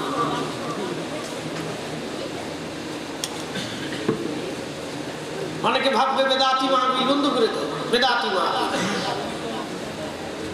আচ্ছা, আপনাদেরকে এত সময় পর্যন্ত কোরআন থেকে শোনাইলাম, আল্লাহ কোরআনও কি বেদাতি? হ্যাঁ, কথা কর না কেন? আল্লাহ কোরআনও বেদাতি, রাসূলের হাদিসও বেদাতি। আশ্চর্য, কিছু মানুষের মস্তিষ্ক নষ্ট হয়ে গেছে, এটা শয়তানের কর্মশালা হয়ে গেছে। আল্লাহ আমার ভাইদেরকে বুঝ দিক এবং বেশি বেশি করে আমরা মাহফিল দেওয়ার তৌফিক দিক। সকলে বলেন আমিন। বেশি বেশি জিকিরের মাহফিল দিবেন, কোনো অসুবিধা নেই। আল্লাহ রাসূল বলেন, সাহাবীরা, তোমরা যেখানে জান্নাতের বাগান পাও, সেই জান্নাতের বাগানে বিচরণ। তো সাহাবায়ে কেরাম জিজ্ঞেস করলেন, ইয়া রাসূলুল্লাহ, জান্নাতের বাগান কি? মা হারিয়াতুল জান্নাহ। নবীজি বলেন, ইয়া হিলাকুজ জিকির, যেই মজলিসে আল্লাহ স্মরণ হয়, আল্লাহ জিকির হয়, কোরআন তেলাওয়াত হয়, দুরুদ হয়, দোয়া হয়, সেই মজলিস আর দুনিয়ার সাধারণ মজলিস থাকে না। ইয়া হিলাকুজ জিকির ওয়া রিয়াদুল জান্নাহ, সেটা বেহেশতের বাগান হয়ে যায়। একসাথে বলবেন আল্লাহু আকবার। কিসের বাগান? না, জোরে বলেন, কিসের বাগান? তো বেহেশতের বাগান হয়েছে বেদাতি মাহফিল। কারে বুঝাইবেন?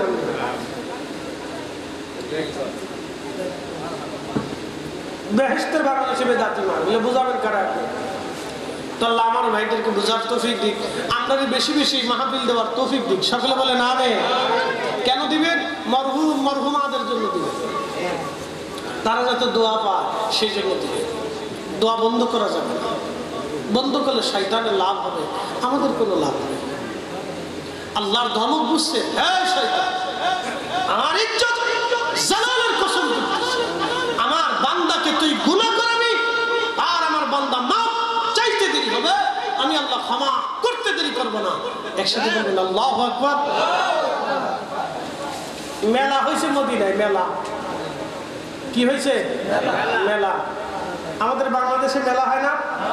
ঢাকাতে যেমন বাণিজ্য মেলা, এটা আন্তর্জাতিক ভাবে বিভিন্ন দেশের পণ্য সামগ্রী আসে, মানুষ ঘুরতে দেখতে যায়, কিনতে যায়। তা আরবে ওইরকম আগে বড় বড় মেলা হতো, বিভিন্ন দেশ থেকে পণ্য সামগ্রী নিয়ে এসে বেচা বিক্রি করতো, এটাকে মেলা বলা হতো। তো মদিনাতে অনেক বড় মেলা বসছে, মদিনার বহু অঞ্চল থেকে বিভিন্ন জায়গা থেকে মানুষ আসছে মেলায় পণ্য সামগ্রী কেনার জন্য। তো আল্লাহ রাসূলও গেলেন, সাহাবায়ে কেরামও গেলেন পণ্য সামগ্রী কেনার জন্য, যার যার প্রয়োজনীয় সামগ্রী কিনতে গেলেন।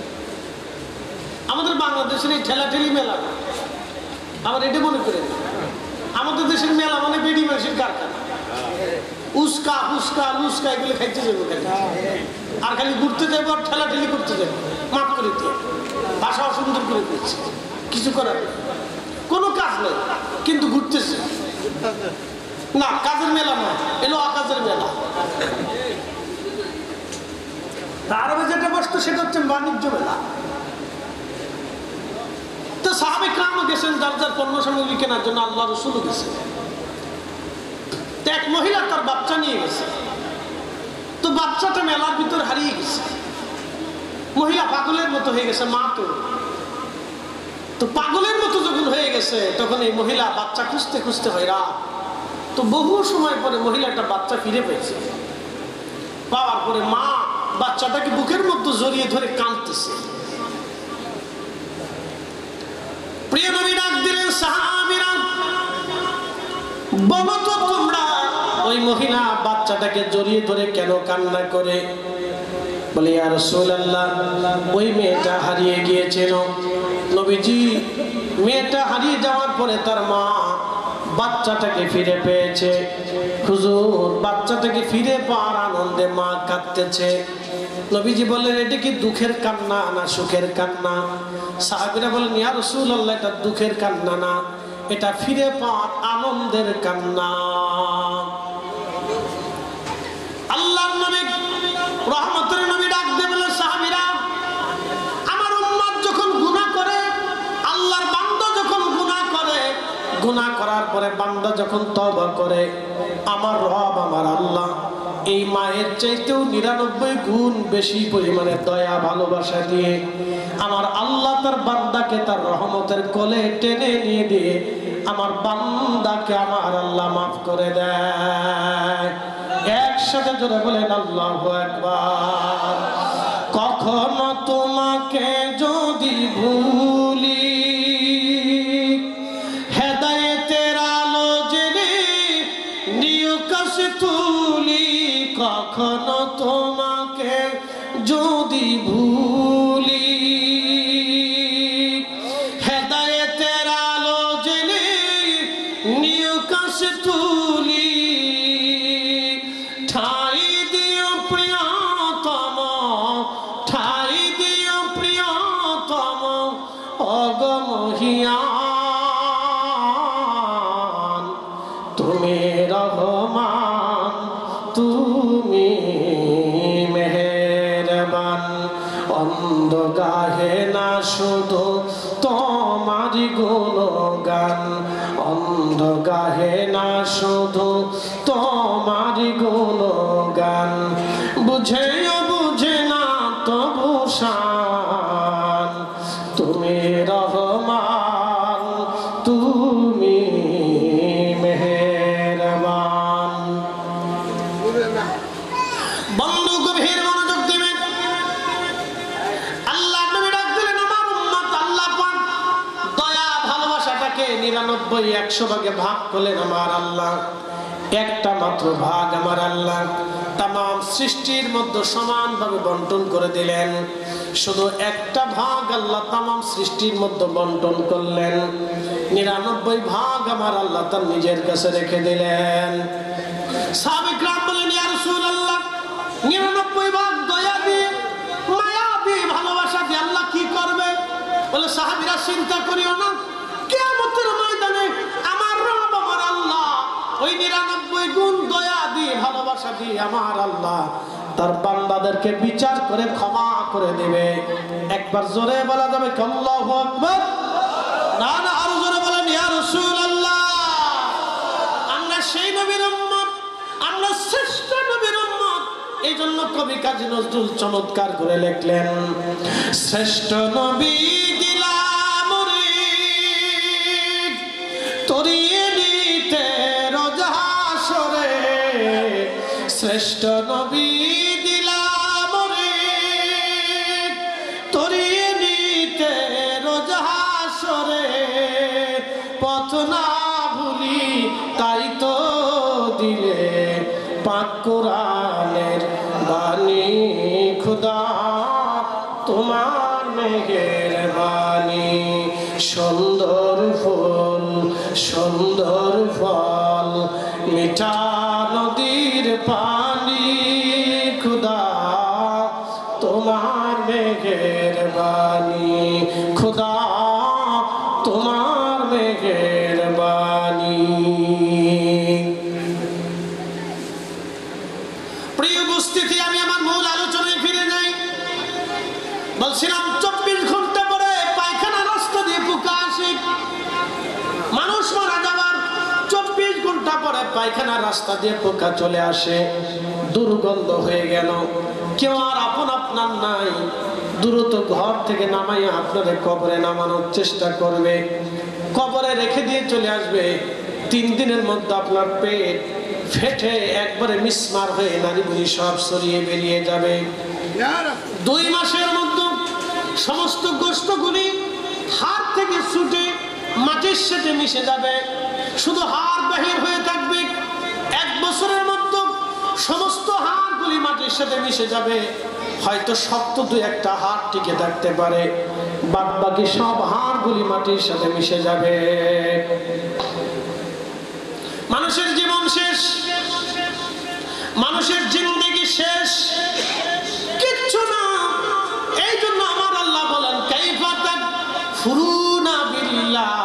কি করে তোমরা আমি আল্লাহকে অস্বীকার করো? অন্য আয়াত আল্লাহ বললেন, ইয়া আইয়ুহাল ইনসানু মা গাররাকা বিরাব্বিকাল কারীম।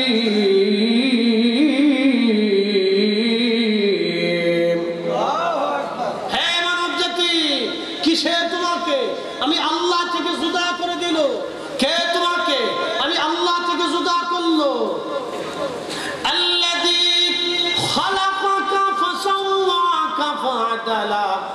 যিনি তোমাকে সৃষ্টি করলেন, সুবিন্যস্ত করলেন, সুঠাম করলেন, শক্তিশালী করলেন, ফি আইয়ি সূরাতিন মা শাআ রাক্কাবাক,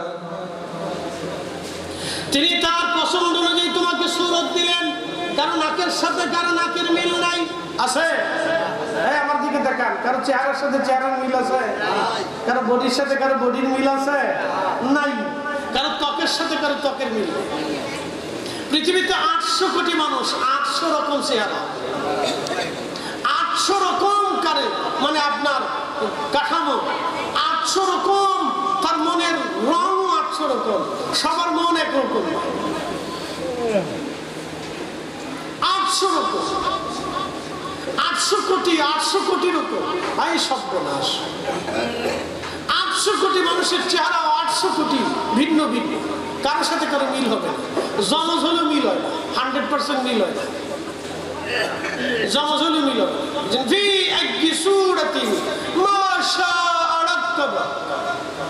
তিনি তোমাকে তার নিজস্ব সুরত, ইচ্ছা অনুযায়ী তোমাকে সুরত দিয়েছেন, আকার আকৃতি দিয়েছেন।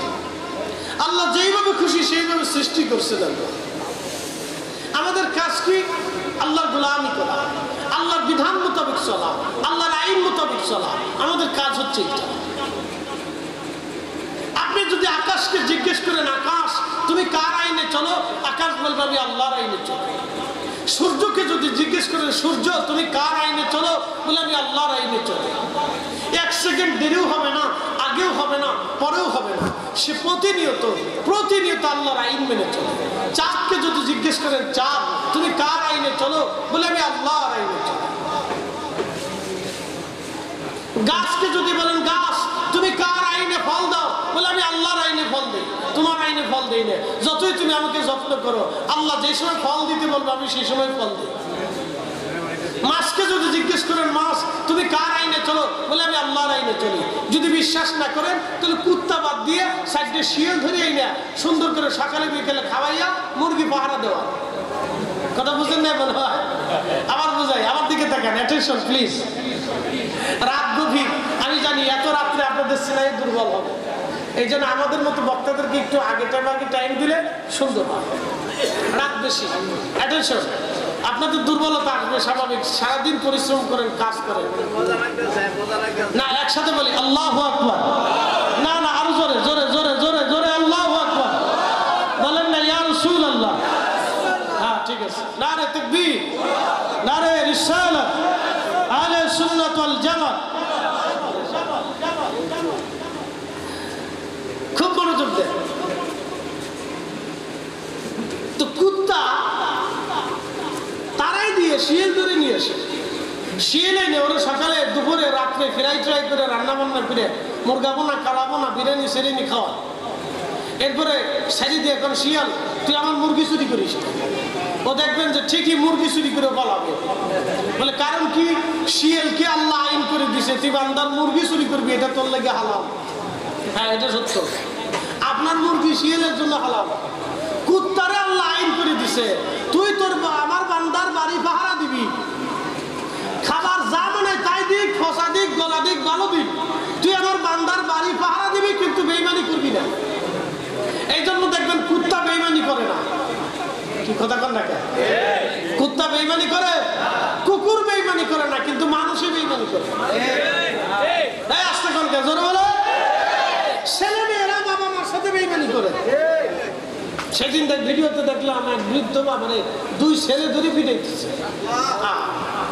দুনিয়া আছে। আজকে একটা ভিডিওতে দেখলাম এক কাজের মেয়েরে মানুষে মারতেছে, বাড়িওয়ালা কাজের মেয়েরে পিটাইতেছে। শোনেন, আপনাদেরকে বলবো, বড় কঠিন দুনিয়া, মানুষ বড় কঠিন। আমি তো ঢাকাতে থাকি, আমার বসুন্ধরা বাসা, আমি জানি। ডান থেকে বাম, বাম থেকে ডান, চুল থেকে পান খসে গেলে একটা নিরীহ নিরাপরাধ ছোট্ট মেয়েটার উপরে কি স্টিম রুলার চলে। আহা, এরা মানুষ কি করে হয়, মানুষ কি করে হয়, মানুষ কি করে হয়, ভাবলে আপনার গা শির উঠবে। এরা মানুষ কি করে হয়। এই জন্য পৃথিবীতে মানুষের সংখ্যা কম। এই মানুষ বানানোর জন্য অলিরা এসেছিল, কথা কন না কেন? মানুষকে মানুষ বানানোর জন্য অলিরা এসেছিল। অলিরা, এই অলিরা মানুষকে মানুষ হওয়া শিখিয়ে দিয়ে গেছে, কিভাবে মানুষ হতে হয়। এই জন্য দেখবেন আহলে সুন্নাত ওয়াল জামাত যারা আমরা তো একটা জামাত আছি। এদেশে আমরা মারামারি, ধরাধরি, খুন খারাপি, পিটি পিটি, কারো গাড়ি ভাঙ্গি না, বাড়ি ভাঙ্গি না, কারো দোকানে আগুন দেই না। এই কথা কন না কেন? আমরা রাজনীতি করি না, দেখছেন আজ পর্যন্ত জীবনে কাউকে একটা থাপ্পড় মারছি? কোনোদিনও করি না।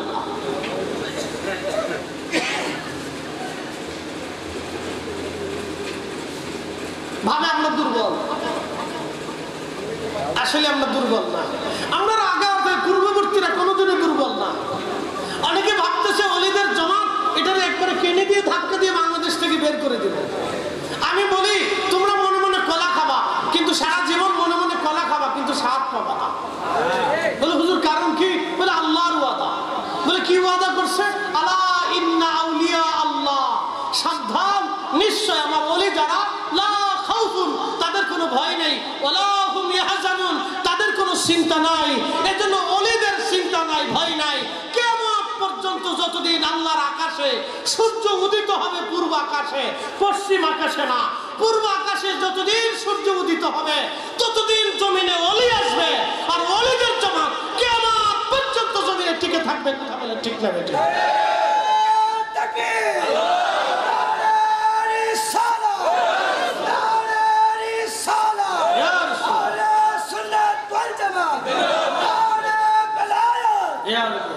কষ্ট হচ্ছে আপনাদের? তাহলে বলেন আল্লাহর কোরআন শরীফ উল্টাই দেন। বলেন যে আল্লাহর কোরআনে ভুল আছে, বলেন। বলেন যে আল্লাহর কোরআন অস্থায়ী, বলেন। দেখি কলিজায় সাহস কত দূর আছে। তাহলে অলিদের জামাত থাকবে, এটা আমাদের ওয়াদা না আল্লাহর ওয়াদা?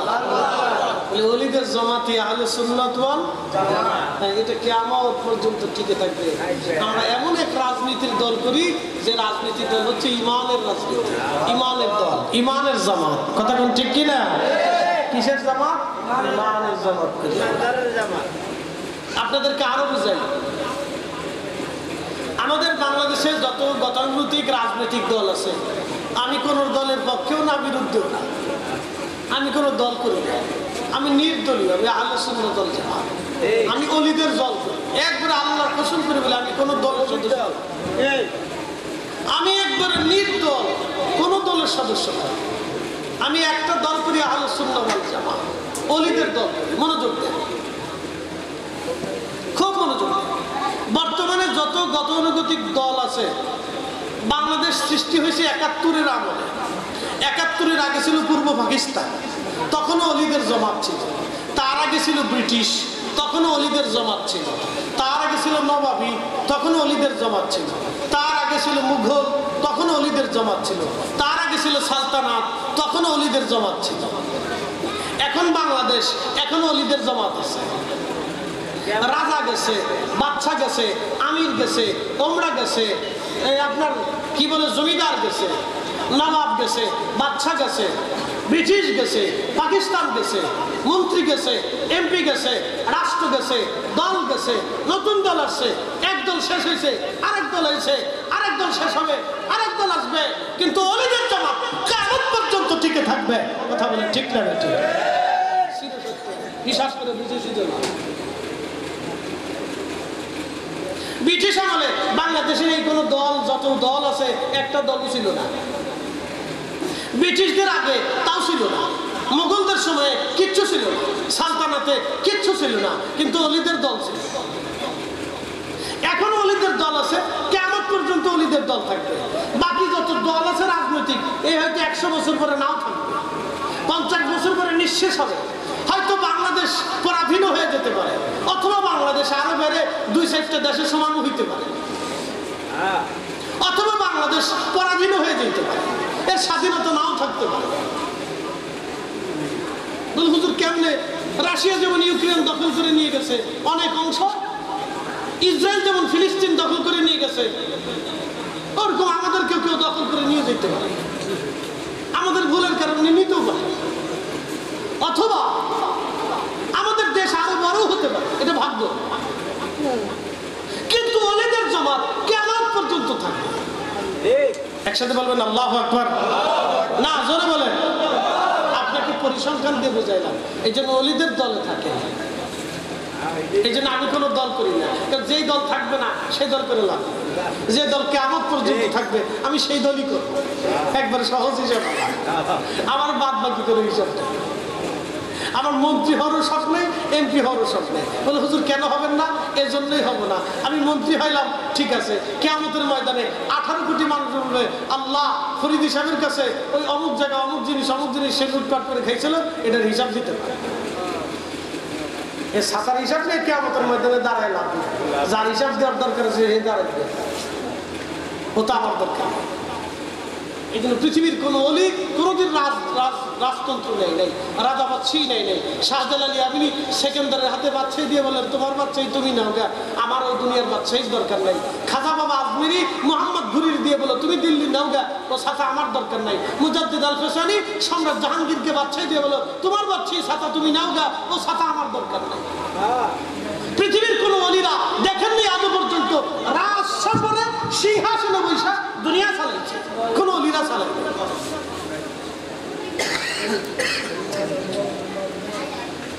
আমি আল্লাহর অলিদের সম্পর্কে মুক্তাসার কিছু ধারণা আপনাদেরকে দিলাম। আল্লাহ আমাদেরকে অলিদের পথে কবুল করুন, সকলে বলেন আমিন।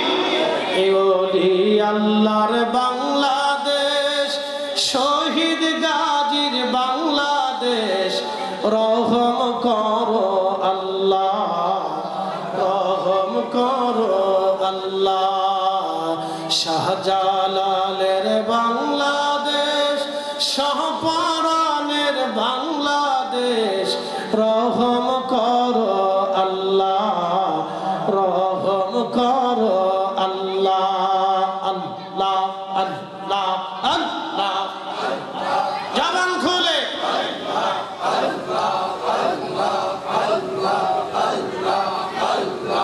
আল্লাহ তোমার লীলা कहलाओ কেউ বুঝে কেউ বুঝে না। আল্লাহ আল্লাহ আল্লাহ কাউকে রাখো গাছ তলাতে, কাউকে রাখো বালাখানা। আল্লাহ তোমার লীলা कहला কেউ বুঝে না। আল্লাহ আল্লাহ আল্লাহ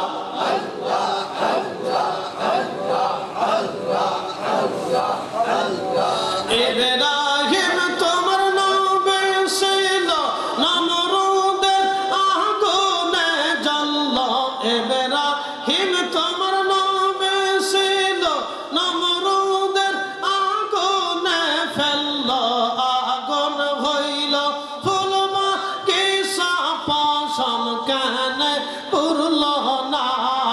আল্লাহ তোমার লীলা कहला কেউ বুঝে কেউ বুঝে না। আল্লাহ আল্লাহ আল্লাহ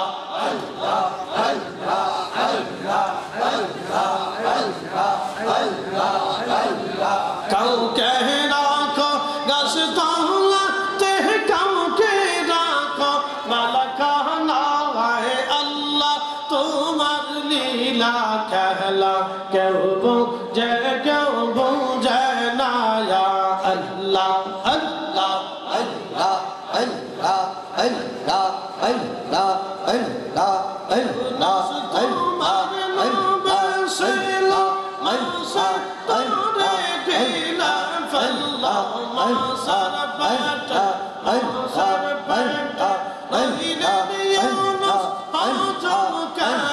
আল্লাহ আল্লাহ তোমার লীলা कहला কেউ বুঝে কেউ বুঝে না।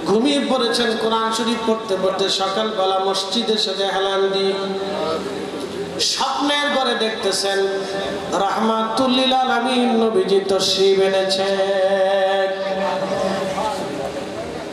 হযরত উসমান নবীজিকে সালাম দিলেন। নবীজি জিজ্ঞেস করলেন, উসমান তুমি কেমন আছো? উসমান গনি রাদিয়াল্লাহু আনহু বলেন, ইয়া রাসূলুল্লাহ তেমন ভালো নাই, দুনিয়ার জঞ্জাল আমার কাছে আর ভালো লাগে না। উসমান তুমি কি দুনিয়াতে থাকবে না চলে আসবে? হযরত উসমান গনি বলেন, ইয়া রাসূলুল্লাহ আমি দুনিয়াতে আর থাকবো না, আমি চলে যেতে চাই। নবীজি বলেন, উসমান রে তুমি তো রোজা রাখছো? বলে হ্যাঁ ইয়া রাসূলুল্লাহ আমি রোজা আছি, তবে আজকে চলে আসো, তুমি আর আমি জান্নাতের ভিতরে দুইজনে একসঙ্গে আজকে বেহেশতের মধ্যে আমরা ইফতার করব। চিৎকার করে জোরে বলেন ইয়া রাসূলুল্লাহ। আল্লাহর নবী বলেন, মান রাআনি ফিল মানাম, মান রাআনি ফিল মানামি ফাকাদ রাআলাহা, যে স্বপ্ন আমাকে দেখলো সে বাস্তবে আমাকেই দেখছে। আমি নবী নিজে আসি ছবি আসি না। আবার বলি আমি নবী নিজে আসি ছবি আসি না। কিয়ামত পর্যন্ত উম্মত নবীজিকে স্বপ্ন দেখবে। রাহমাতুল লিল আলামিন কিয়ামত পর্যন্ত উম্মতের সাথে স্বপ্নে দেখা দিবে। উসমান গনি জিন্নুরাইন ঘুম ভেঙে গেল তার। স্ত্রীকে বলেন, বিবি পানি আসেনি, আমারে গোসল দাও, আজকে আমার জীবনের শেষ গোসল, আর হয়তো গোসলের সুযোগ হবে না। বলে, স্বামী পানি কেন চান? স্বামী রে বলে, আল্লাহর হাবিব আজ আমাকে স্বপ্ন দেখাইছে, নবীজি আমাকে যেতে বলেছেন, একসাথে বেহেশতের মধ্যে ইফতার করবেন, নবীজি বলে দিয়েছেন। বিবি বুঝতে পারছি আজ আমার শেষের দিন, আজকে শহীদ হয়ে যাব আমি, যদি পানি থাকে আমার গোসলের ব্যবস্থা করো। সাহাবী রাসূলুল্লাহ কতটুকু ভালোবাসা নবীজিকে দিলেন। রহমতের নবীজি স্বপ্নে উসমান গনির সাথে দেখা করে দাওয়াত দিলেন, আসো আমরা দুইজন জান্নাতে একসাথে খাবার খাবো, আসো আমরা দুইজন একসাথে জান্নাতের মধ্যে খাবার খাবো, ইফতার করব। ও নবীর উম্মত, নবী আছে আমরা দেখি না, এই জন্য বললাম কবরে যিনি আপন হবে তিনি আমার নবী, হাসরে যিনি আপন হবে তিনি নবী। অতএব ভালোবাসলে রসুলকে ভালোবেসে যান, জীবন দিলে নবীর জন্য জীবন দেন, পক্ষ নিলে নবীর ইজ্জতের পক্ষ নেন। কি কথা কন না কেন? অনেকে পক্ষ নেয়, কেউ আত্মীয়তার পক্ষ নেয়, কেউ রাজনৈতিক দলের পক্ষ নেয়, কেউ গোষ্ঠীর পক্ষ নেয়, কেউ নিজের এলাকার পক্ষ নেয়, কেউ ফুটবল খেলার পক্ষ নেয়, বিভিন্নভাবে পক্ষ বিপক্ষ নিয়ে থাকেন। আমি আপনাকে বলবো বন্ধু, পক্ষ যদি নেন আমার রসুলের ইজ্জতের পক্ষ নেন, যেই পক্ষে থাকলে আখিরাতে নাজাতের ব্যবস্থা হবে। কি কথা কন না কেন? ঠিক কি না? সেই পক্ষ নিলে রসুল আপনাকে পছন্দ করবে, নবী কবুল করে নিবে, ওই পক্ষটা আপনি নিয়ে নেন। প্রিয় উপস্থিতি, আমার ভাই বলেন হুজুর বেলালের একটু আজ আপনি আমাকে শোনায় দিয়ে যাবেন। মুক্তাসার শোনাবো। ইমাম শামসুদ্দিন হযরত আল্লামা ইমাম তাকিউদ্দিন সুবকি রাহিমাহুল্লাহ আশ-শিফা ওয়াস সাকামের ভিতরে তিনি 800 বছর আগে ঘটনাখানা লিখেছেন। আজকে থেকে না 800 বছর আগে ইমাম সাকাবি ঘটনা লিখেছেন। আহা বন্ধু খুব মনোযোগ দিবেন। হযরতে ইমাম হযরত আল্লামা ইমাম তাকিউদ্দিন সুবকি রাহিমাহুল্লাহ আশ-শিফা ওয়াস সাকামে 800 বছর আগে একটা ঘটনা লিখেছেন। আল্লামা ইমাম হযরত আল্লামা ইমাম হালাবি রাহমাতুল্লাহি আলাইহি সিরাতুল হালাবির মধ্যে তিনি লিখেছেন। ইমাম সামহুদি আল আফাউল আফার মধ্যে লিখেছেন। ইমাম কিরমানি শাহে বুখারীর মধ্যে তিনি লিখেছেন। বন্ধু ইমাম জাইলাই নাসবুর রায়ার মধ্যে তিনি লিখেছেন। অনেকগুলি কিতাবের হাওলা দিলাম। একটা ঘটনা হযরত বেলালের ঘটনা। আল্লামা ইমাম শেখ আব্দুল হক মুহাদ্দিস দেহলভী রাহিমাহুল্লাহ মাদারিজুন নবুওয়াতের মধ্যে লেখেন, আল্লাহর নবীর ইন্তেকালের পরে হযরত বেলাল সুদূর সিরিয়ার দামেস্ক চলে গেলেন। মদিনা মুনাওয়ারা থেকে সিরিয়ার দামেস্ক বহু দূর। চলে গেলেন তিনি, আযান দেন না। ইন্তেকালের পরে তারিখের মধ্যে আসছে নবীজির যেই দিন ইন্তেকাল হলো সেই সময় থেকে কোনো মুহূর্তের জন্য বেলাল আর আযান দিতে পারেন নাই। বহু সাহাবী আযানের কথা বলল, বেলাল বলল না, আমি এই আযান আর কখনো দিতে পারবো না, আমার পক্ষে আযান দেওয়া সম্ভব না। কারণ সবার বিরহ বেদনা একরকম না। যদি দেখেন মা সন্তান মারা গেছে, বাবার বিরহ বেদনা একরকম হয় না, ভাইয়ের বিরহ বেদনা একরকম হয় না, বোনের বিরহ বেদনা একরকম হয় না, সন্তানের বিরহ বেদনা একরকম, স্ত্রীর বিরহ বেদনা আর একরকম, মেয়ের বিরহ বেদনা আর একরকম, ভাইয়ের বিরহ বেদনা আর একরকম, আবার মায়ের বিরহ বেদনা ভিন্ন রকম। সবাই বলে চলে গেল, মা বলতে পারে না। সন্তানের কবর দেখে মা কাঁদে, সন্তানের বই ধরে মা কাঁদে, সন্তানের জামা ধরে মা কাঁদে, সন্তানের বিছানা ধরে ধরে মা কাঁদে। সবার বিরহ বেদনা একরকম না। হযরত বেলালের বিরহ বেদনাটা ছিল বেশি। ইশকে রাসূল তার ছিল অত্যন্ত গভীরে, হৃদয়ের ভিতর থেকে তিনি রাসূলকে মহব্বত করতেন। যদিও সব সাহাবীরা ভালোবাসতেন নবীকে, কিন্তু তার বিরহ বেদনা ছিল ভিন্ন রকম। সহ্য করতে পারতেছিলেন না, নবী নাই এই কথাটা বেলাল মেনে নিতে পারতেছেন না। বিরাট কষ্ট হয়। আশিক রাসূল বেলাল হযরত আবু বকর থেকে বিদায় নিয়ে চলে গেলেন সিরিয়া। গভীর রাত, ঘুমিয়ে আছেন, স্বপ্নের ঘরে দেখতেছেন রাহমাতুল লিল আলামিন নবীজি সিরিয়া বেলালের ঘরে তাশরীফ এনেছে। চিৎকার মেরে জোরে বলেন, ইয়া রাসূলুল্লাহ। হযরত বেলালকে নবী ডাক দিলেন, বেলাল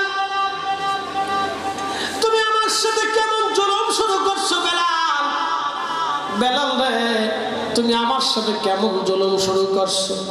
কতদিন হলো তুমি আমার জিয়ারতে আসো না? তুমি তো আগে আমার জিয়ারতে থাকতা।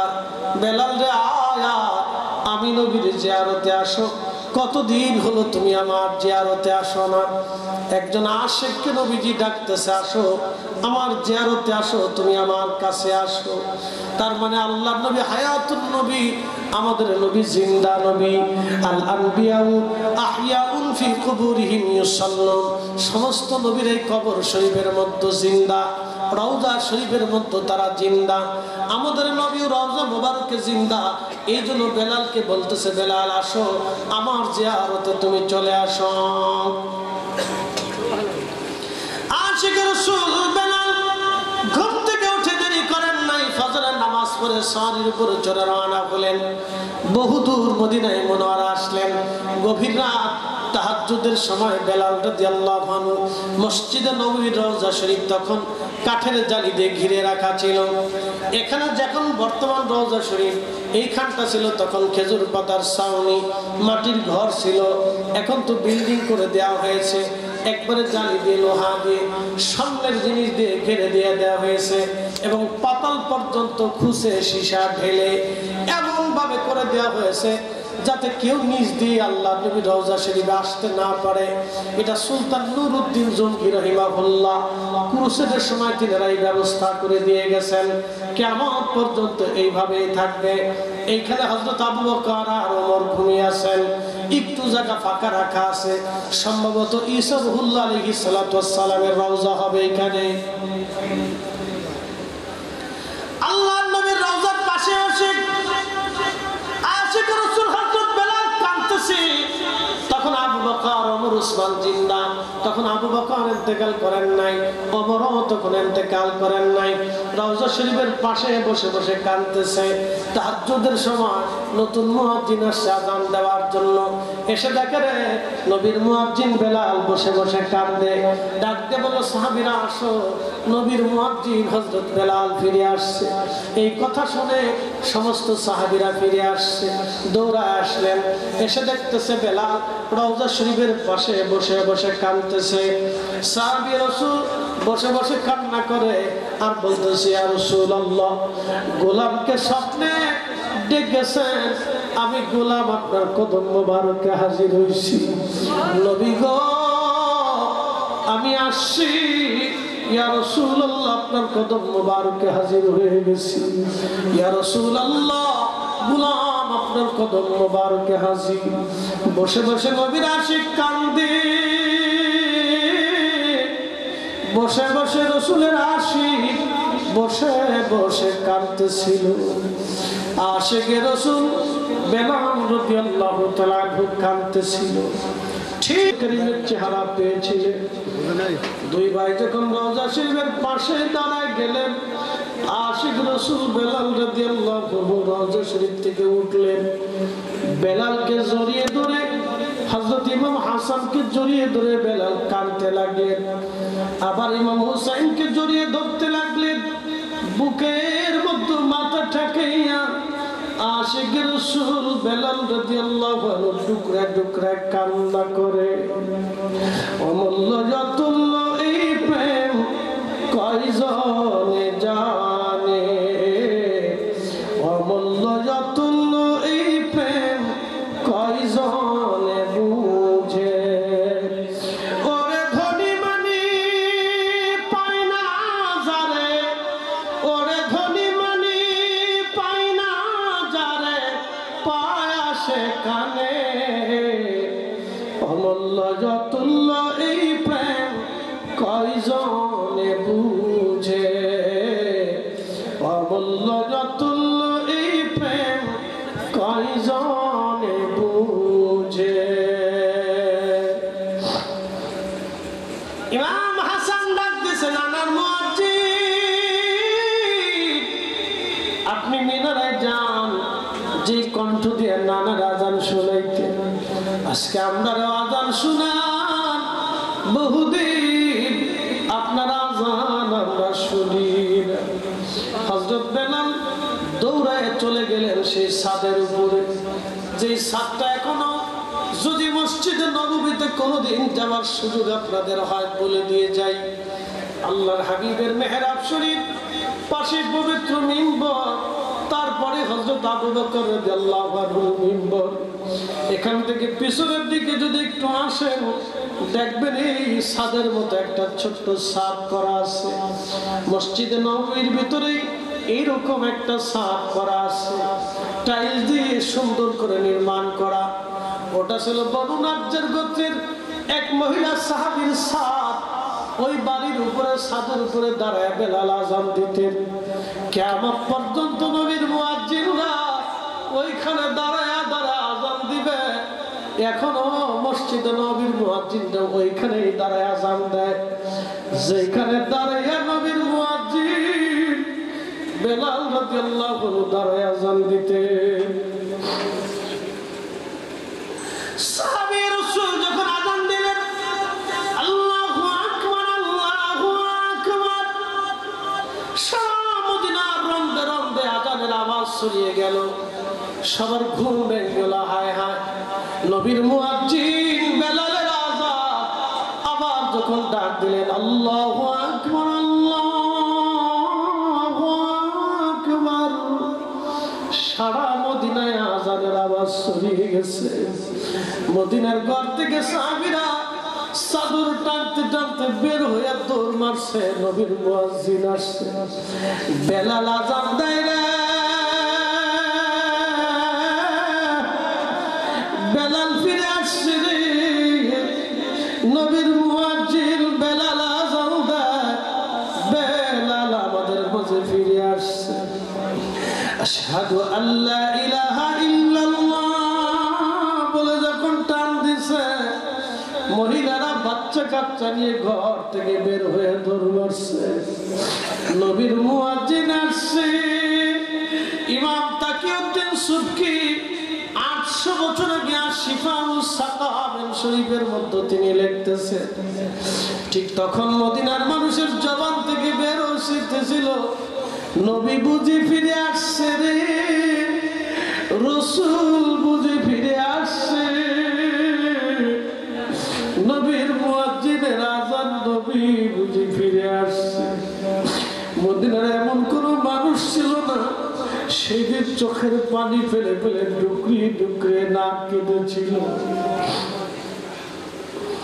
আশহাদু আন্না মুহাম্মাদার রাসূলুল্লাহ।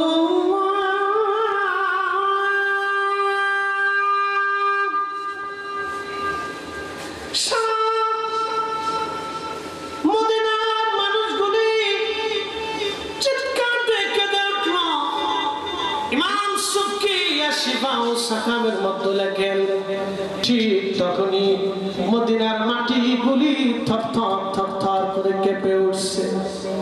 পৃথিবীতে কারো আযানে কোনোদিন ভূমিকম্প হয় নাই, মাটি কাঁপে নাই, একজনের আযানে পৃথিবীর মাটি পর্যন্ত থরথর করে কেঁপেছিল। এবার বুঝতেই পারতেছেন আশিকে রাসূল কলিজার ভিতরে কি পরিমাণে ইশকে রাসূল দরদ নিয়া ভালোবাসা নিয়ে আযান দিতেন, যে আযানে পৃথিবীর মাটি পর্যন্ত স্থির থাকতে পারে নাই। আপনি বুঝতেছেন সেই দিন সাহাবীদের অবস্থা কেমন হালত হয়েছিল। মদিনায় কান্নার রোল পড়ে গেল, সাহাবীরা পাগল পারা হয়ে গেল, রাসূল নাই, নবী বিরহ বেদনায় সাহাবীরা পাগল পারা হয়ে গেল। হযরত বেলাল অজ্ঞান হয়ে পড়ে গেলেন, বেহুশ হয়ে পড়ে গেলেন, আর হুঁশ নাই। হুঁশ ফিরার পরে রওজা শরীফের পাশে দাঁড়ায়া বেলাল কেঁদে কেঁদে কাঁদতেছিল আর বলতেছিল, ইয়া রাসূলুল্লাহ, আমি বিদায় দিচ্ছি,